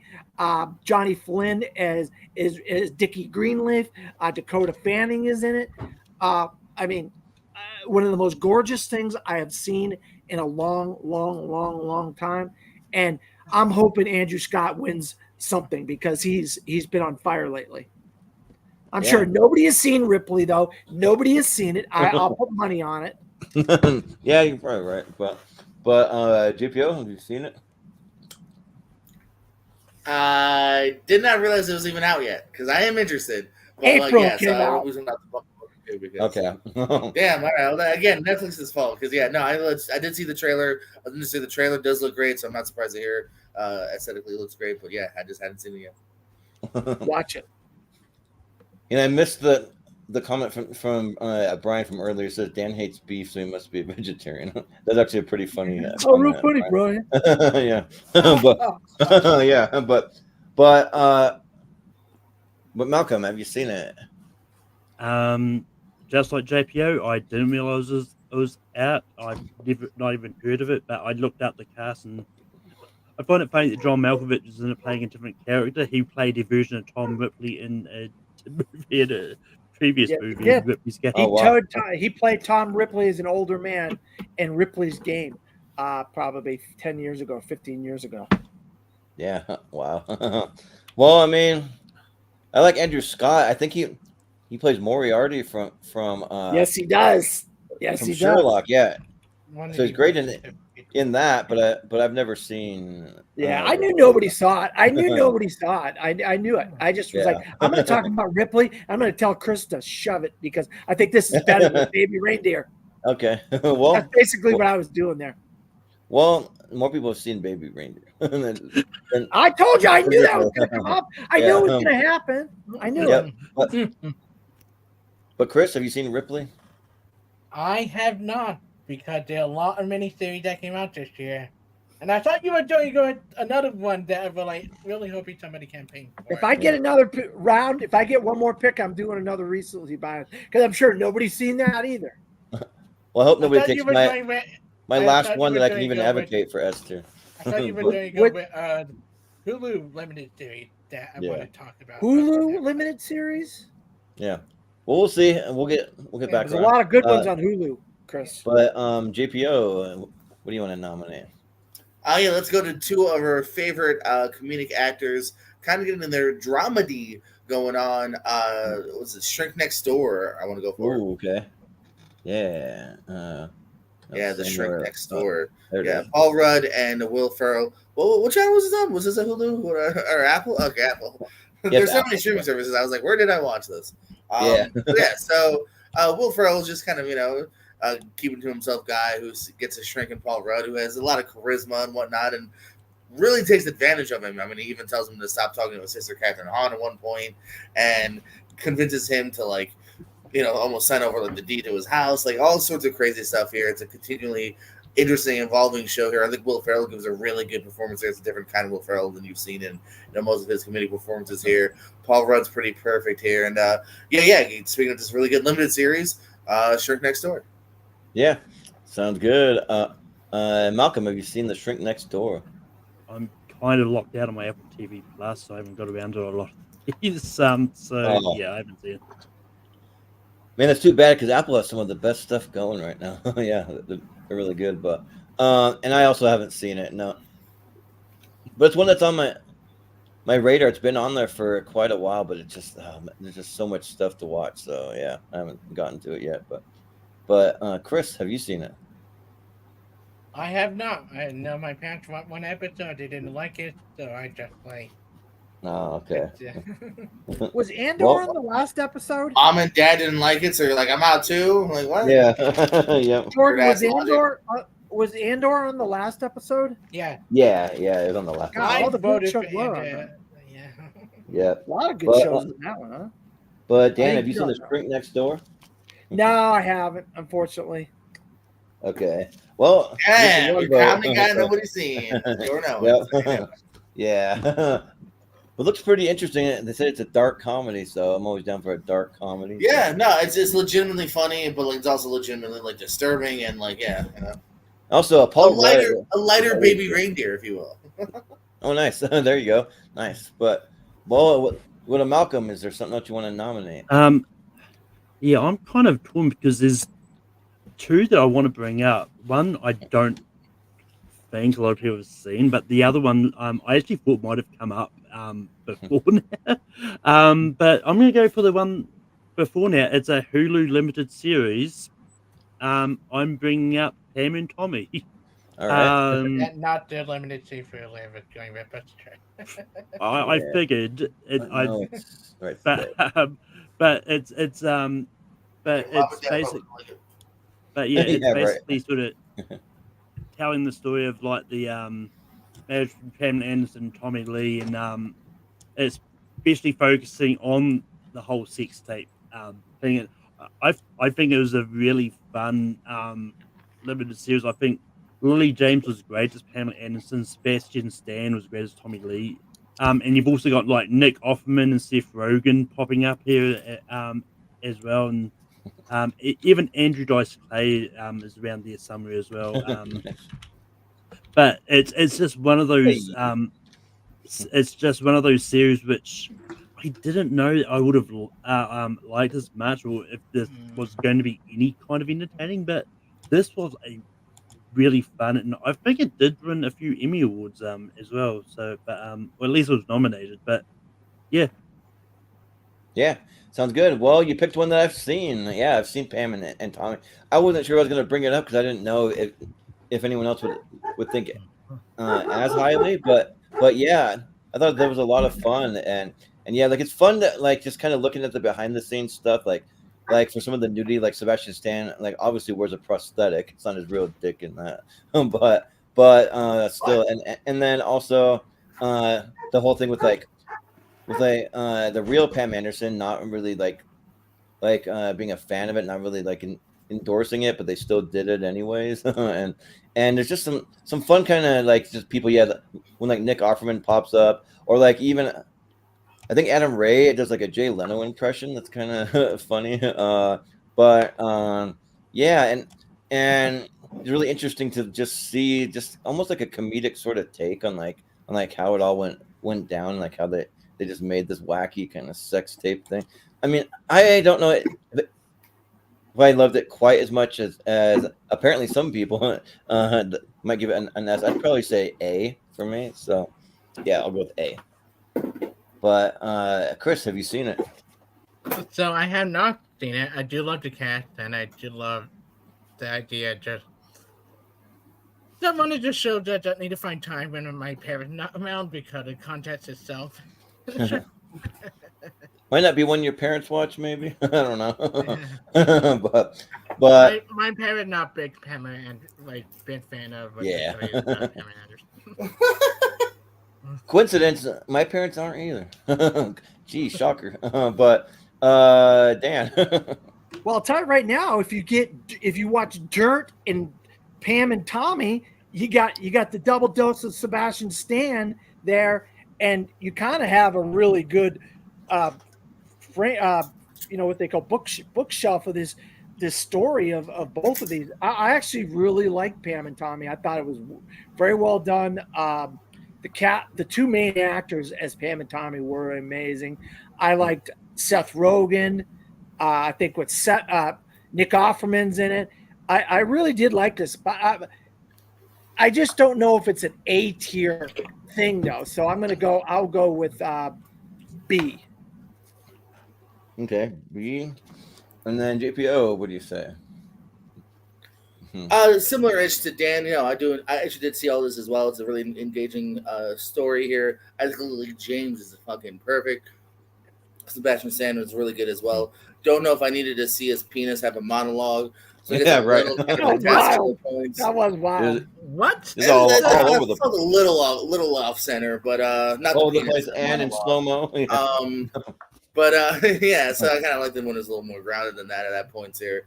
But I know Pam Anderson just because and you can see it in the show itself. Like this is obviously was a really harrowing time for what was a girl that really did nothing wrong, technically, you know what I mean? So yeah, and then who, unfortunately got chastised and everything, and yeah, I didn't realize that was Adam Ray. I got to go back and watch. So Dr. Phil played Jay Leno. Good to know. But yeah, I don't know if it's. I think it's better than a B. I think it is an A. I don't know if it's quite an S for me, but it is an A. Maybe I'll switch to an A. Can you switch it to me for an A too, Jordan, or no? Yeah, I got your vote. Oh, you said B. Did you want to switch to A?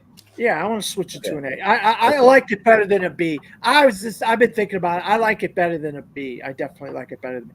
And I don't want Malcolm to think I'm just shitting on all his stuff. Sure, yeah. Because I do like Pam and Tommy. I really do.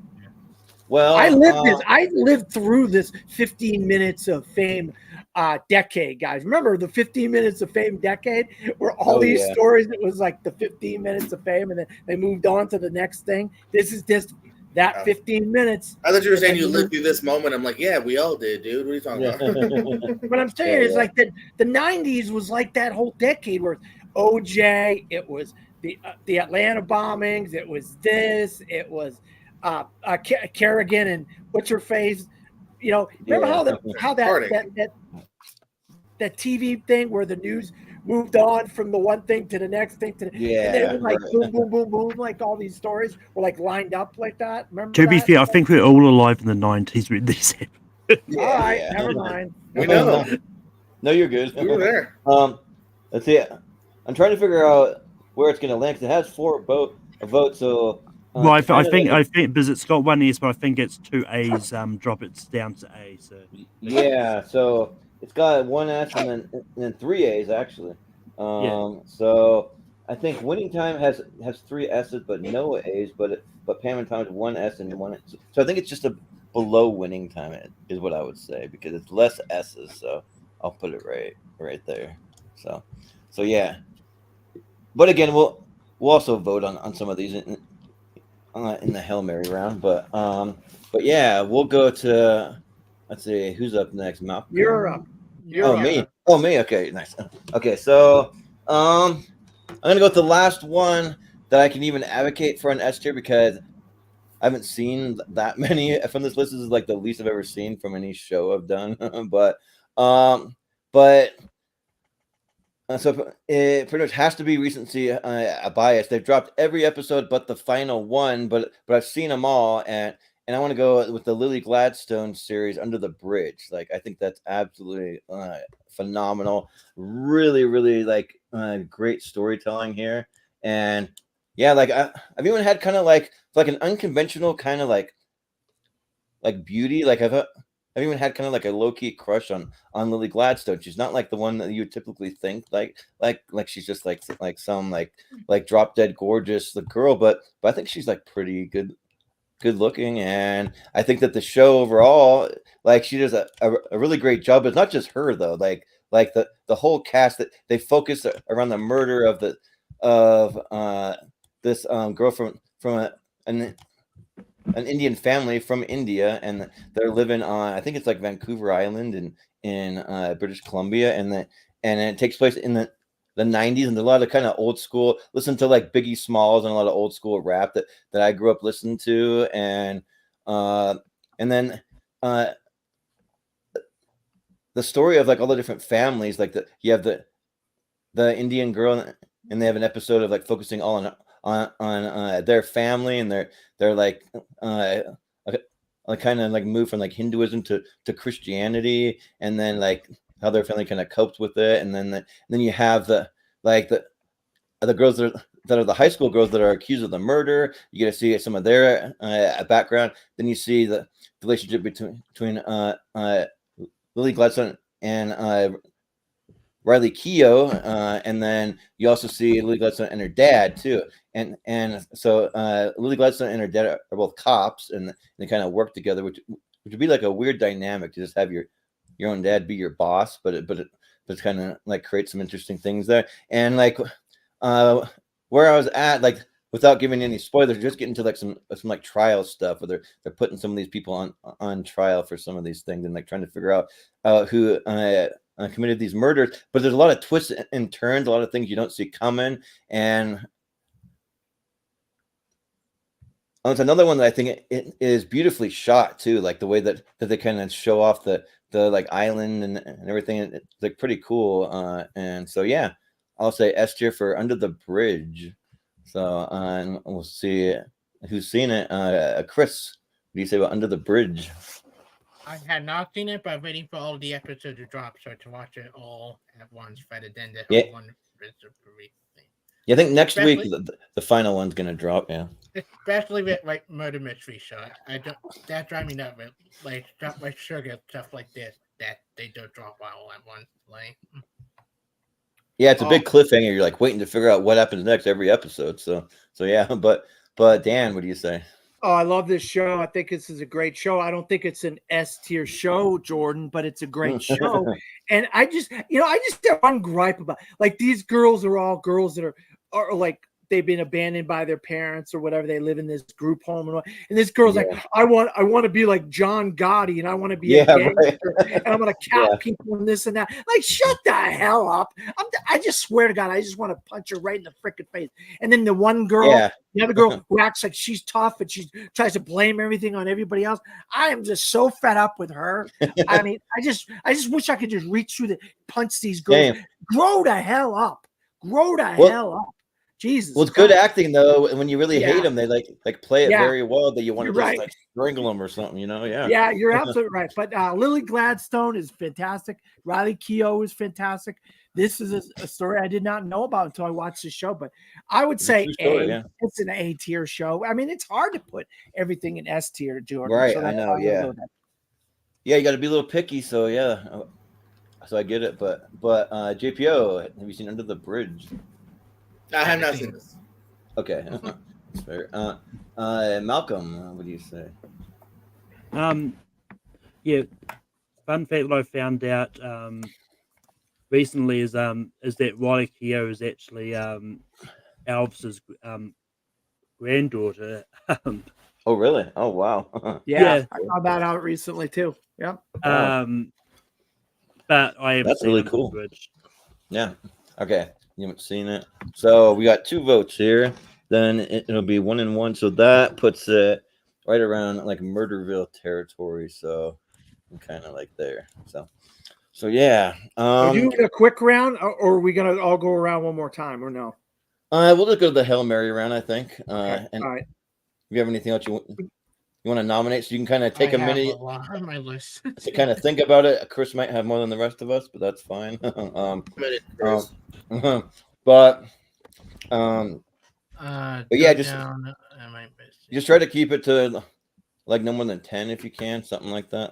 But also I posted all the shows in the private chats or the like Facebook chat, so you can see it there. But yeah, I gotta go back. I gotta. Oh shoot! Somehow it ended up shooting up the thing, so I gotta scroll back down. Yeah, to the bottom. I don't know how that thing got way down up there. But whenever anybody's ready with their list, we can. Yeah, I will go. I will go. I mean, unless Chris is ready. Yeah, I'm ready. Chris is ready. Okay, go, Chris. You go first. Yeah. You got 10, Chris. Right, Jordan?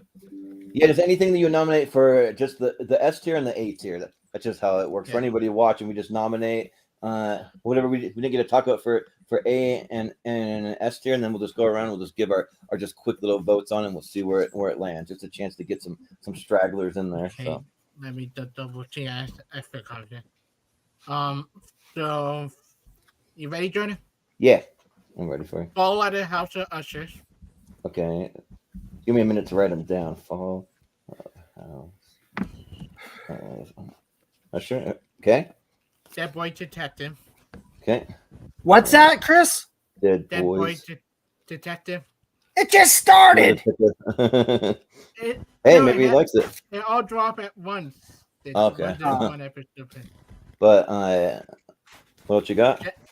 Gentleman in Moscow. Okay. Sure. In Moscow. Okay. Mrs. Smith.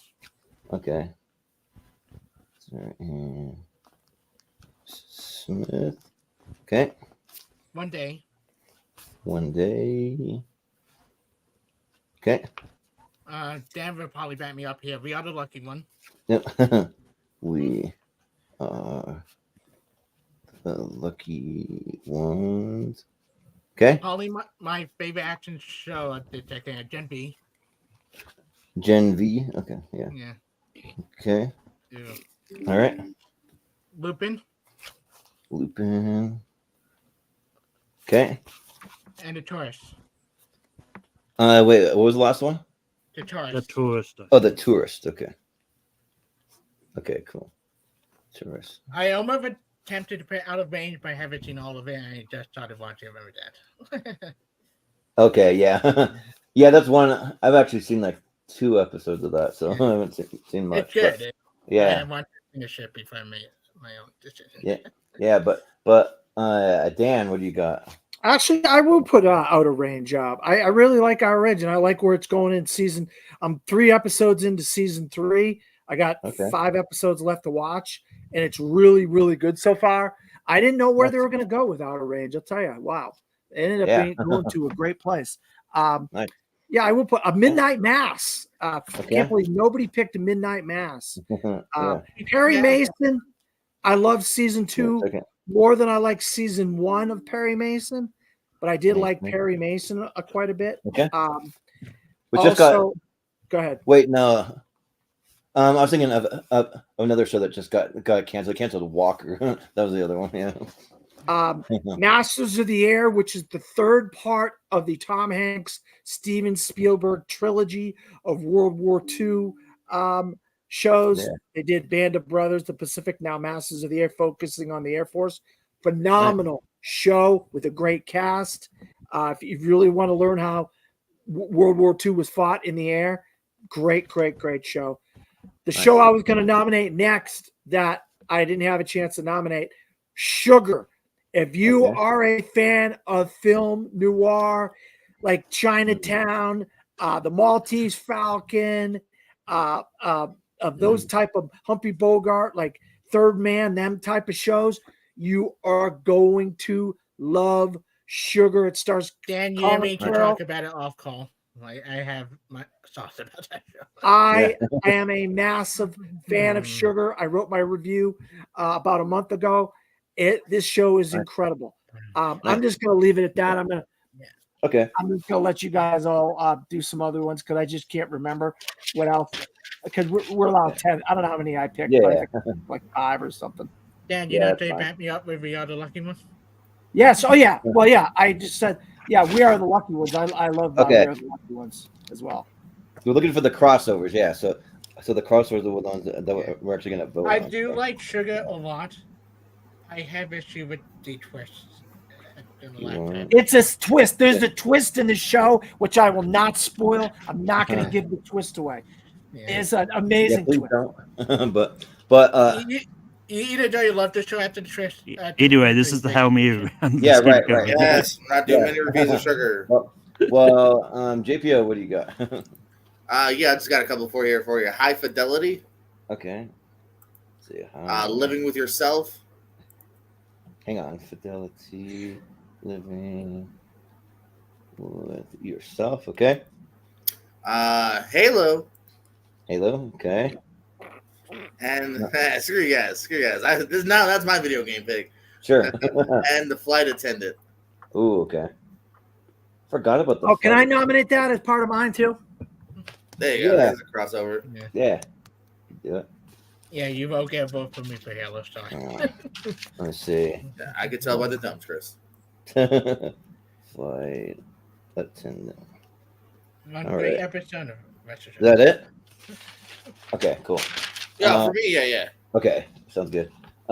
Malcolm, what do you got? I've got High Fidelity. Yeah, I've got the only 3 shows left that I've seen: American Horror Stories, Little Demon, and High Fidelity. Okay. Yeah. Horror Stories. Was this Paul Walter Hauser show? Was that on the last episode? Yeah. Yeah. I forgot what that show's called. Oh yeah. God, Blackbird. Blackbird. Oh yeah. God, what a great show. Yeah, that show's really good. Pro wrestler Paul Walter Hauser. Shout out. Oh, right. You know, I would not Schmodown player. Yeah, right. He was. On the Schmigadoon episode, yeah. I can't wait to see him as John Candy. Can you guys imagine him as John Candy? Can you imagine him as Mick Foley? Yeah, right. Is he playing Mick Foley in something? He wants to. Yeah. I don't think. I don't know if I him see him over as John John Candy. Candy though. Do you guys really see him as John Candy? I don't know. I think he's got the face for it, but I don't know if he's got. It's a different kind of charm. He's got a different. I mean, kind of charm. they can do anything with makeup these days, though. Yeah. No, I'm just saying that John we're Candy way is an beyond actor, makeup. a person. I don't know. The spirit and the holiness of it. I don't know. More than makeup. Oh, we got Billy Zane as Marlon Brando, so I guess. Yeah. Yeah. So What is that They for? really have much. I have no idea. Whatever it is, I'm going to find out, and I'm going to watch it. I mean, he looks well. I don't. We'll see. He looks good. Quick shout out. I won't put it on my honorable mention because I know nobody else can. Never ever is a fantastic comedy show. You know what? I only have one other show that I've seen that I would even nominate, so I'm going to say The Flight Attendant. That'd be the only one. So there you go. that's it. So. I remember you never ever, but not a lot of people seen that. So yeah, so said that, Chris.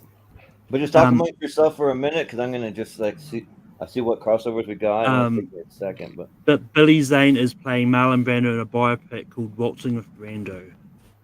When's that supposed to come out, Malcolm? Give me a second, I'll find out. Please, if you don't mind. Is it like a major studio too? Because good for Zane if he's got like a comeback potential role.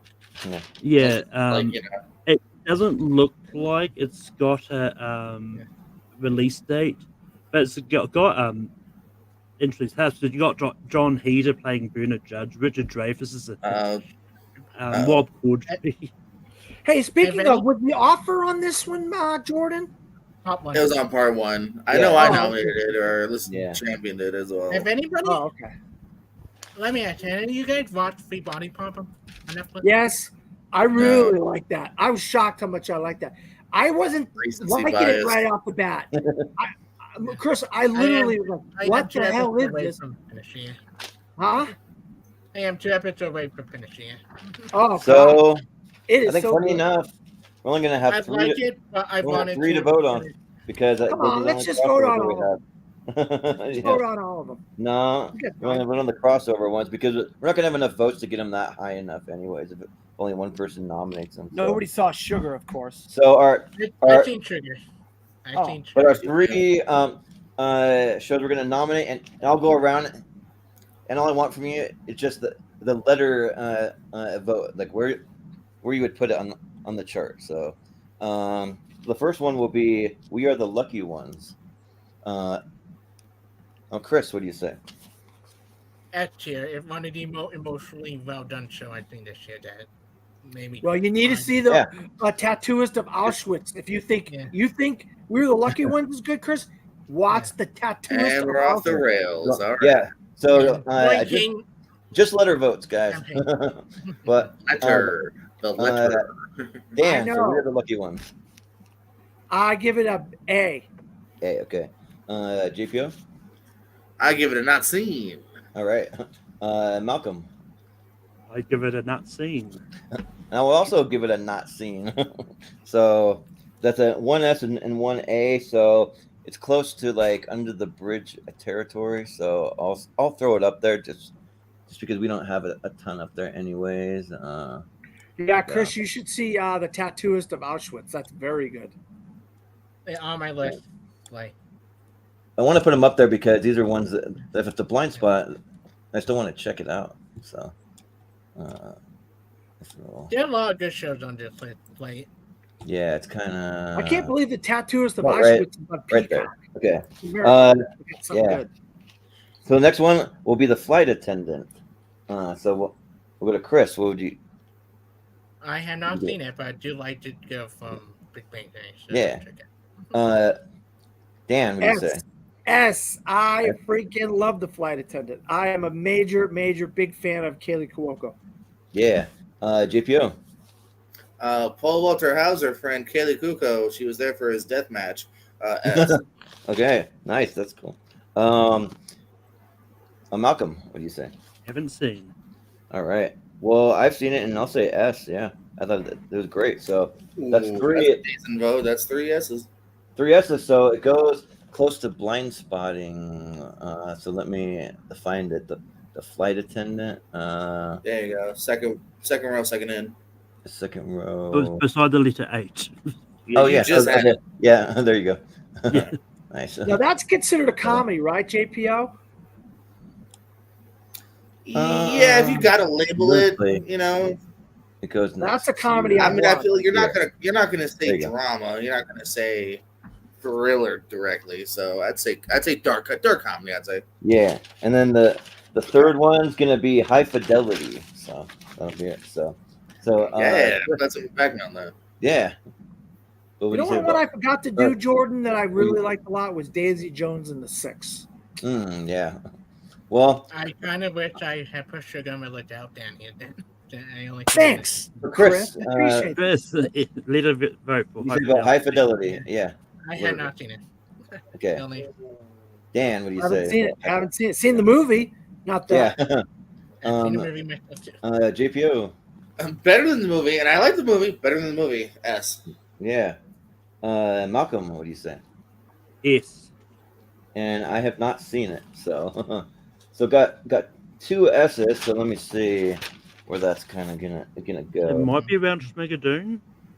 Yeah, I think it's kind of Schmigadoon. What did that one get? Let me see. Schmigadoon. Oh, 2 and 1. So I think it goes just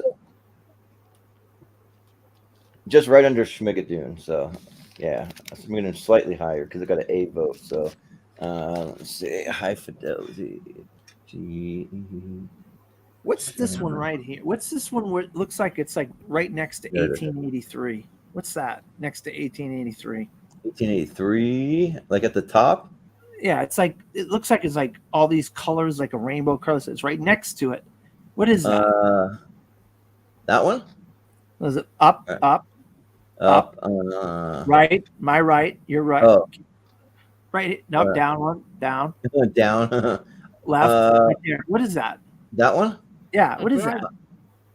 I think that's Blue Eyed Samurai. So that one, I think it's like a 3D animated or like an anime.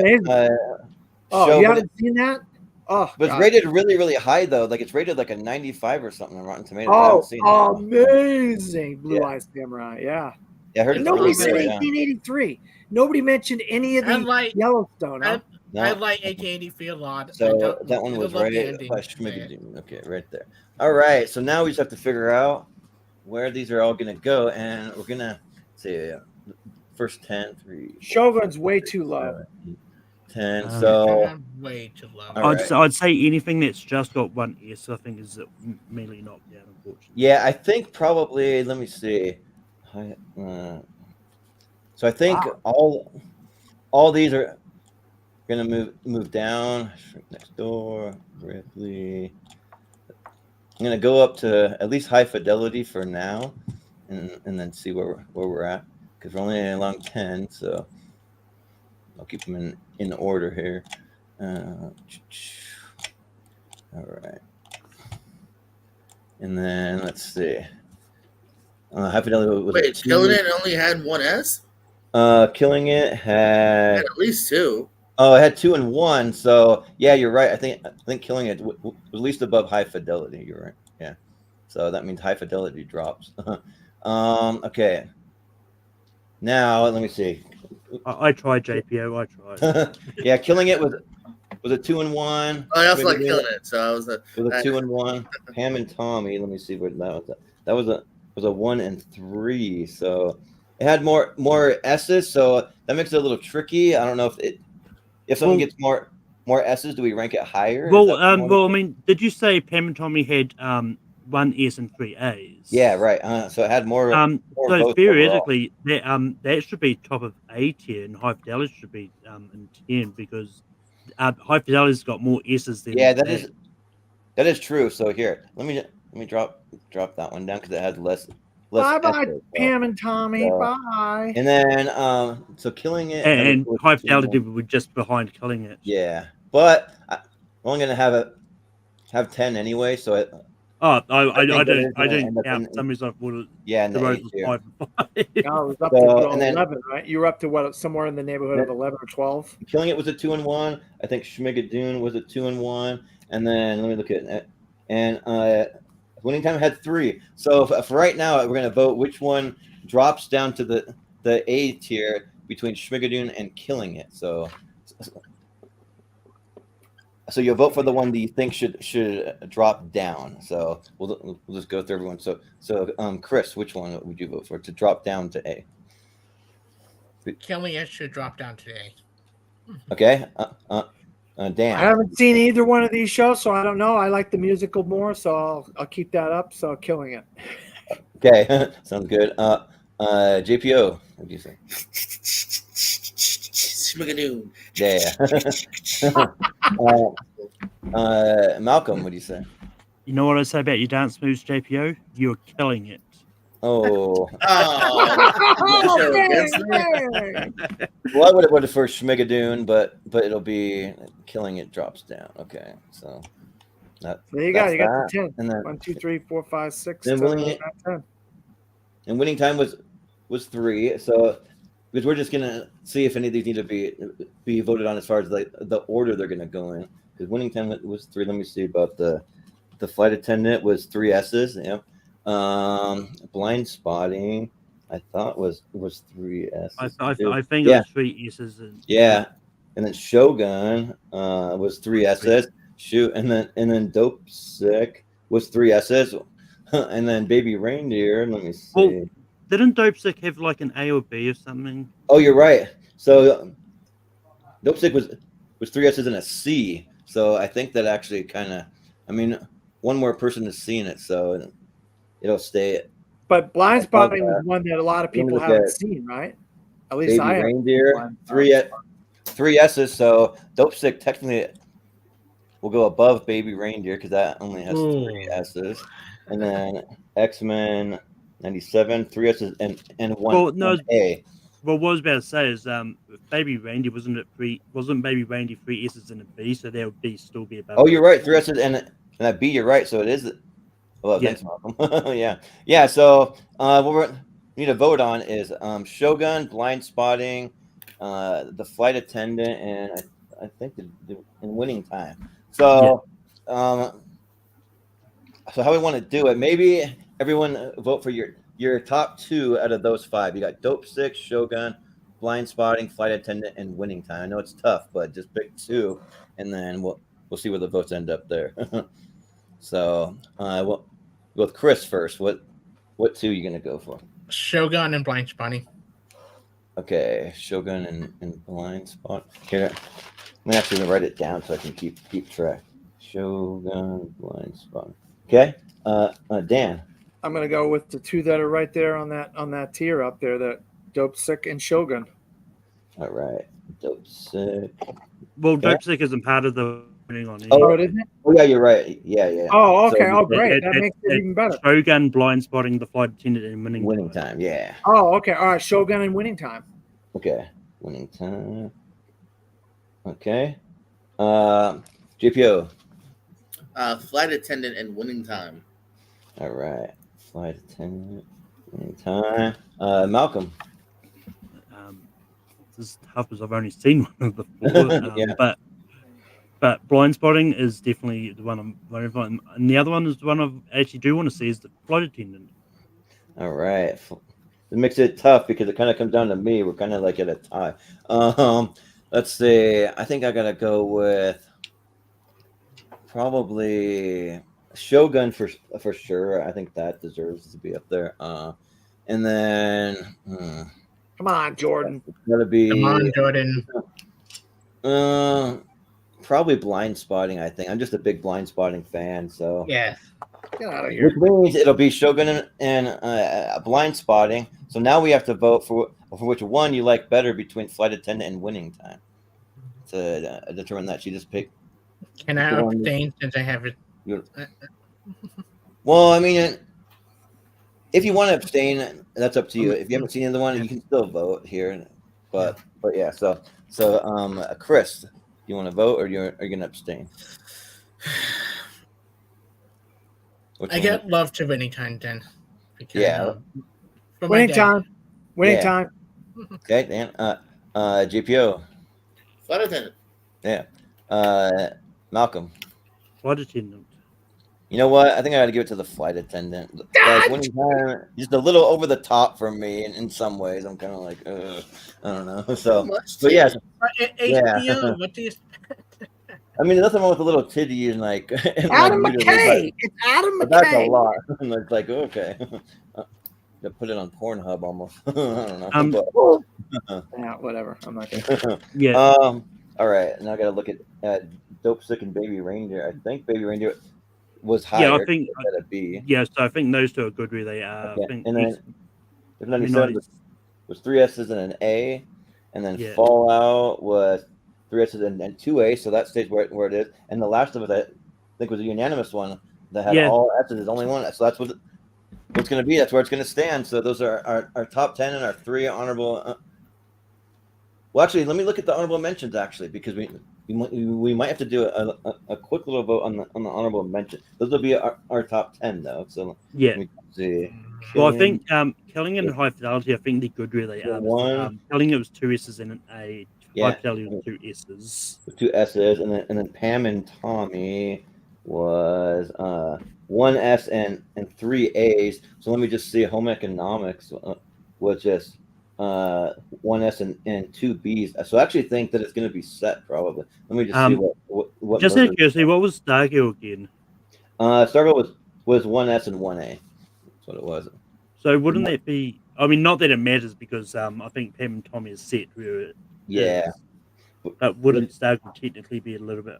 No, actually, I don't know. Yeah. So technically, you had one more A vote, so you could, like, if you wanted to just switch it here, but it's not really gonna matter. I was thinking the other way around, but yeah. Sorry, that's what I meant to do. Yeah, we had enough time to go, and we had enough time to go one more time around because it's only 2 hours and 15 minutes. Yeah, but we usually kind of call it. That's how long tier rankings are. Yep, it is. Yeah, we call it in about 2 hours.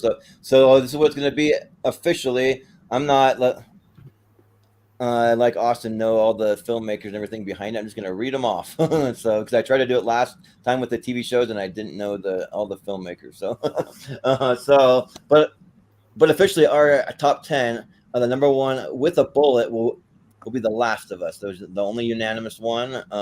Then followed by Fallout. Then you have X-Men 97, Baby Reindeer, Dopesick, Shogun, Blindspotting, The Flight Attendant, Winning Time, Schmigadoon, and then your 3 honorable mentions will be Killing It, High Fidelity, and Pam and Tommy. So that's what it's going to be. So, all right.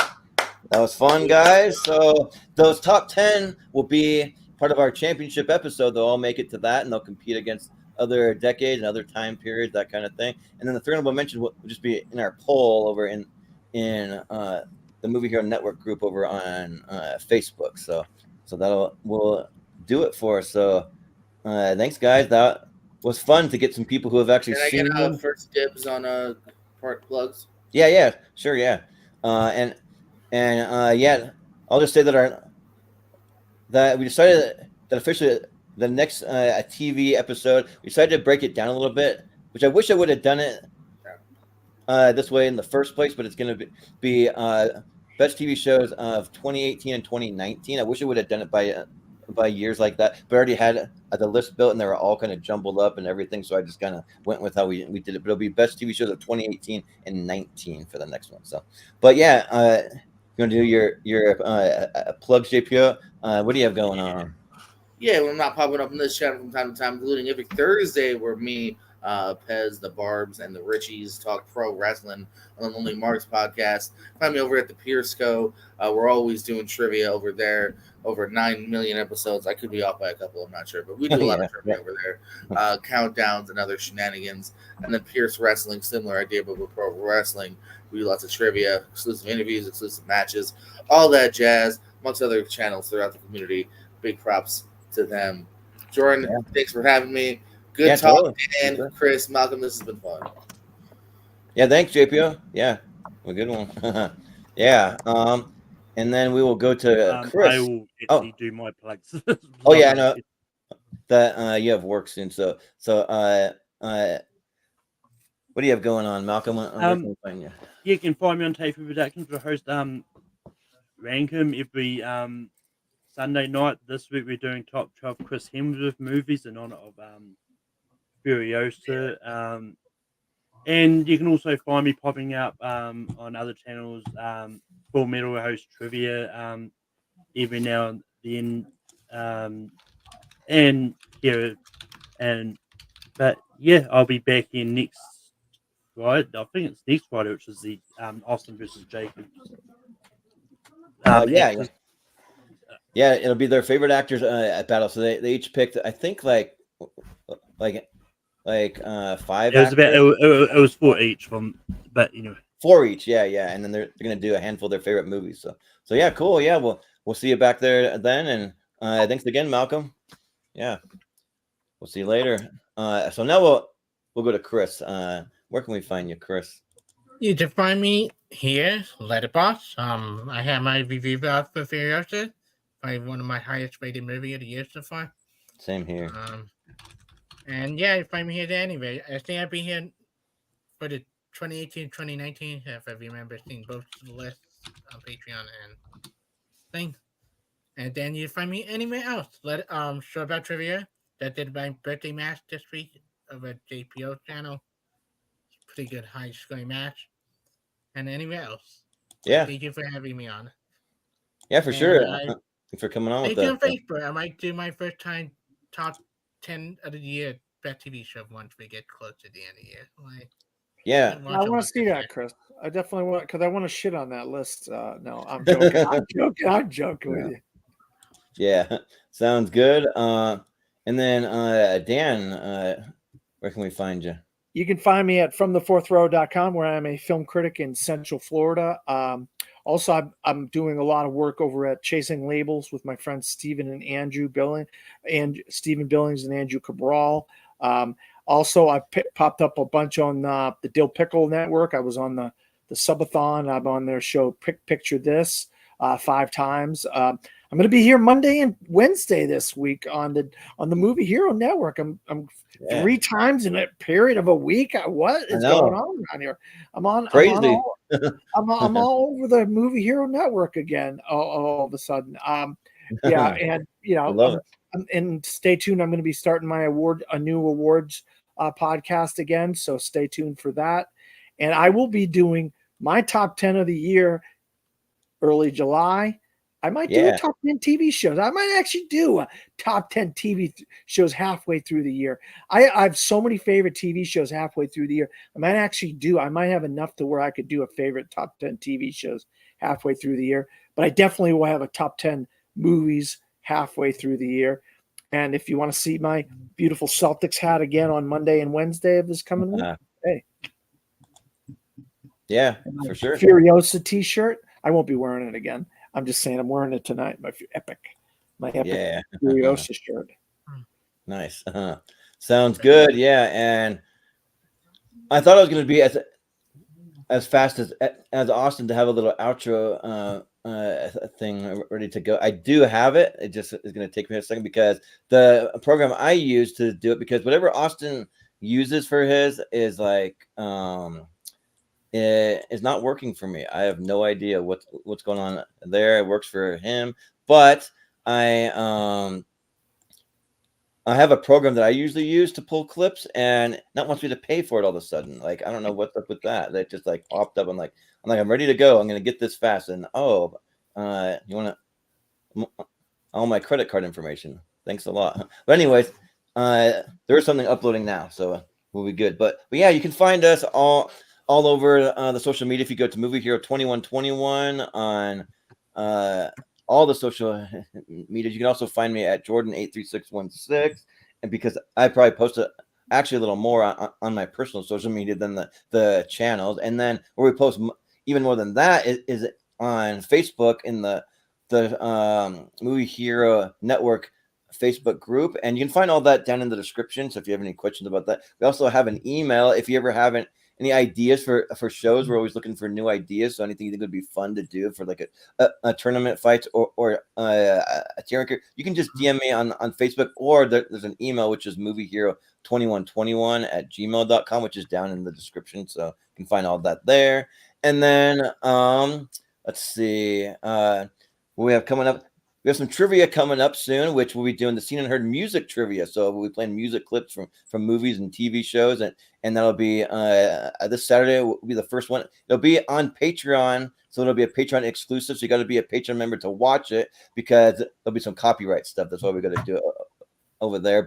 But you don't have to be a Patreon member to play. So anyone can play. So if you want to play, there'll be for rounds 1 and 3 will be music and scores from movies, and then there'll be a little TV score round for round 2. So and then our next trivia after that will be our next exhibition match, which will be our certified fresh match, which will be all clips from movies that are rated 90% and above on Rotten Tomatoes. So just let me know if you'd like to be a part of any of those. We still got some spots open, at least for the certified fresh one. If you want to get on the music one, the one for this week's already full, but we're going to do it every month, so you can get on the next one.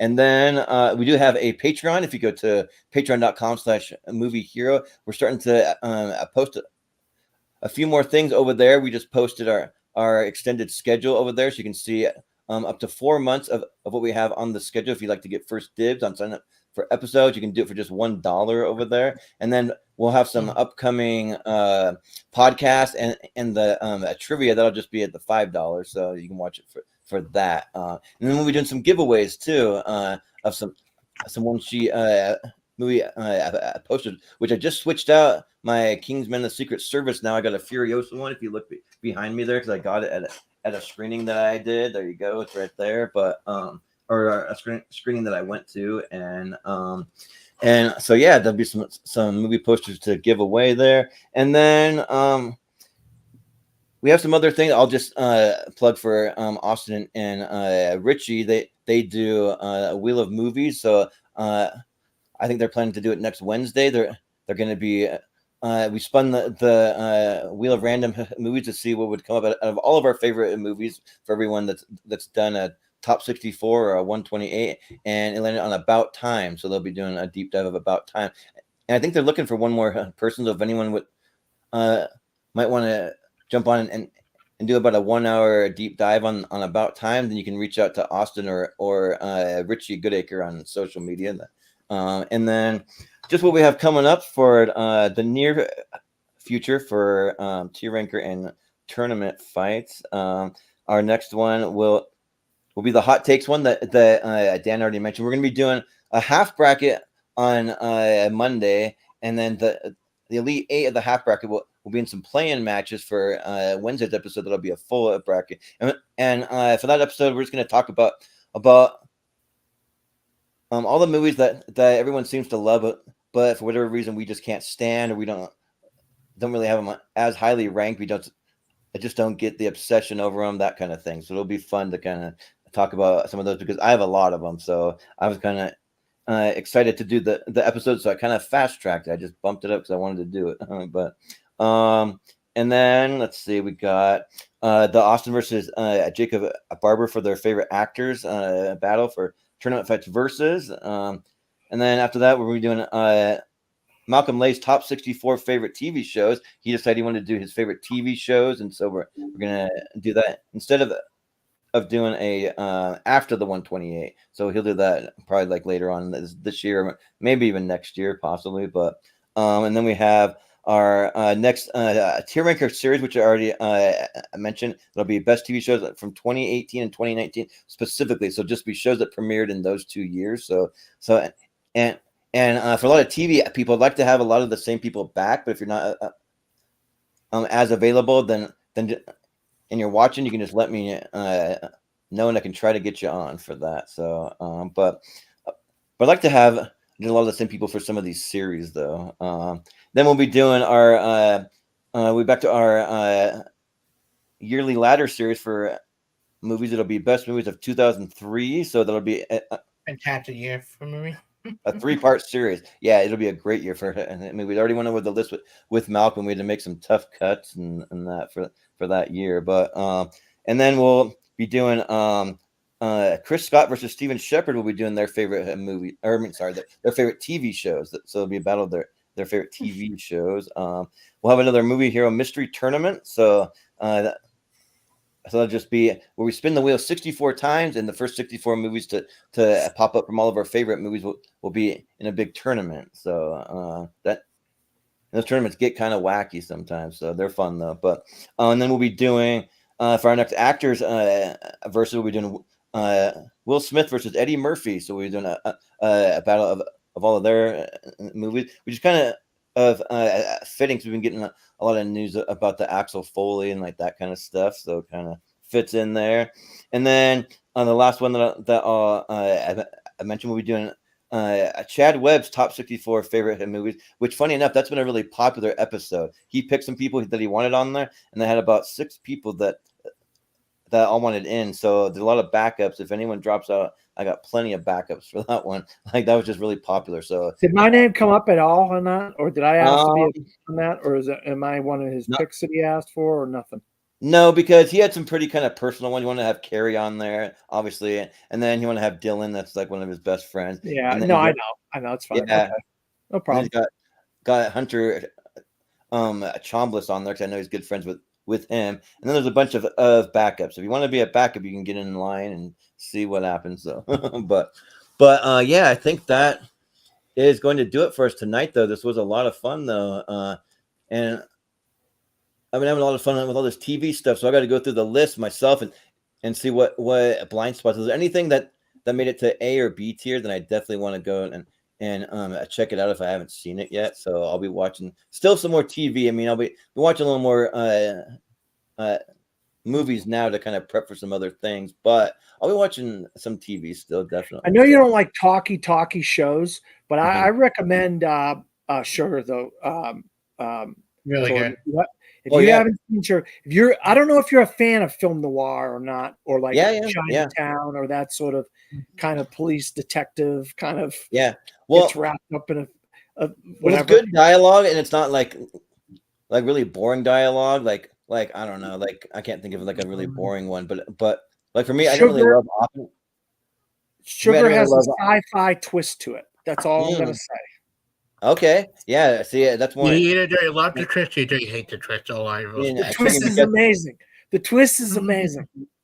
But because, well, like a little spoiler alert for movies that are heavy on the dialogue, I don't love Oppenheimer. That's going to be on my hot takes list because the dialogue just like gets to me. I just don't really. I gotta give you shit about that on Monday. Yeah, so that'll be kind of interesting because it is the Best Picture Oscar winner, so it'll be kind of interesting. So yeah, but yeah, that'll do it for us tonight, though. So we'll just say for JPO, for Malcolm Lay, for Chris Diaz, for Dan Skip Allen, I've been Jordan, the TV hero Anderson tonight, and we'll see you next time. If you don't think there's hope for the world, why bother going on? You haven't seen the world, so you don't know. You keep going for family. I'm not family. No. You're cargo.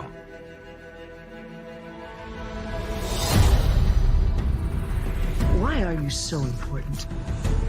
Somewhere out west, they're working on a cure. I think what really impressed them was the fact that I didn't turn into a monster. If she so much as twitches, don't.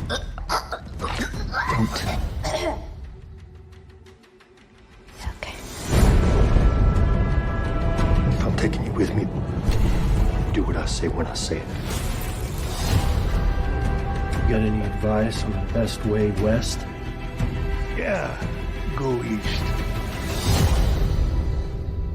If you come this far, then you know what's out there. You're not gonna scare us. Scared him?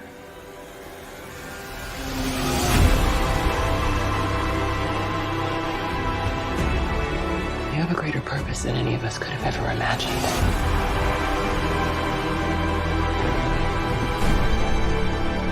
careful who you put your faith in.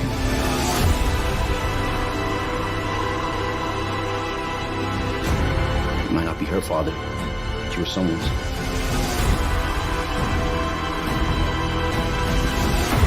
You trust me?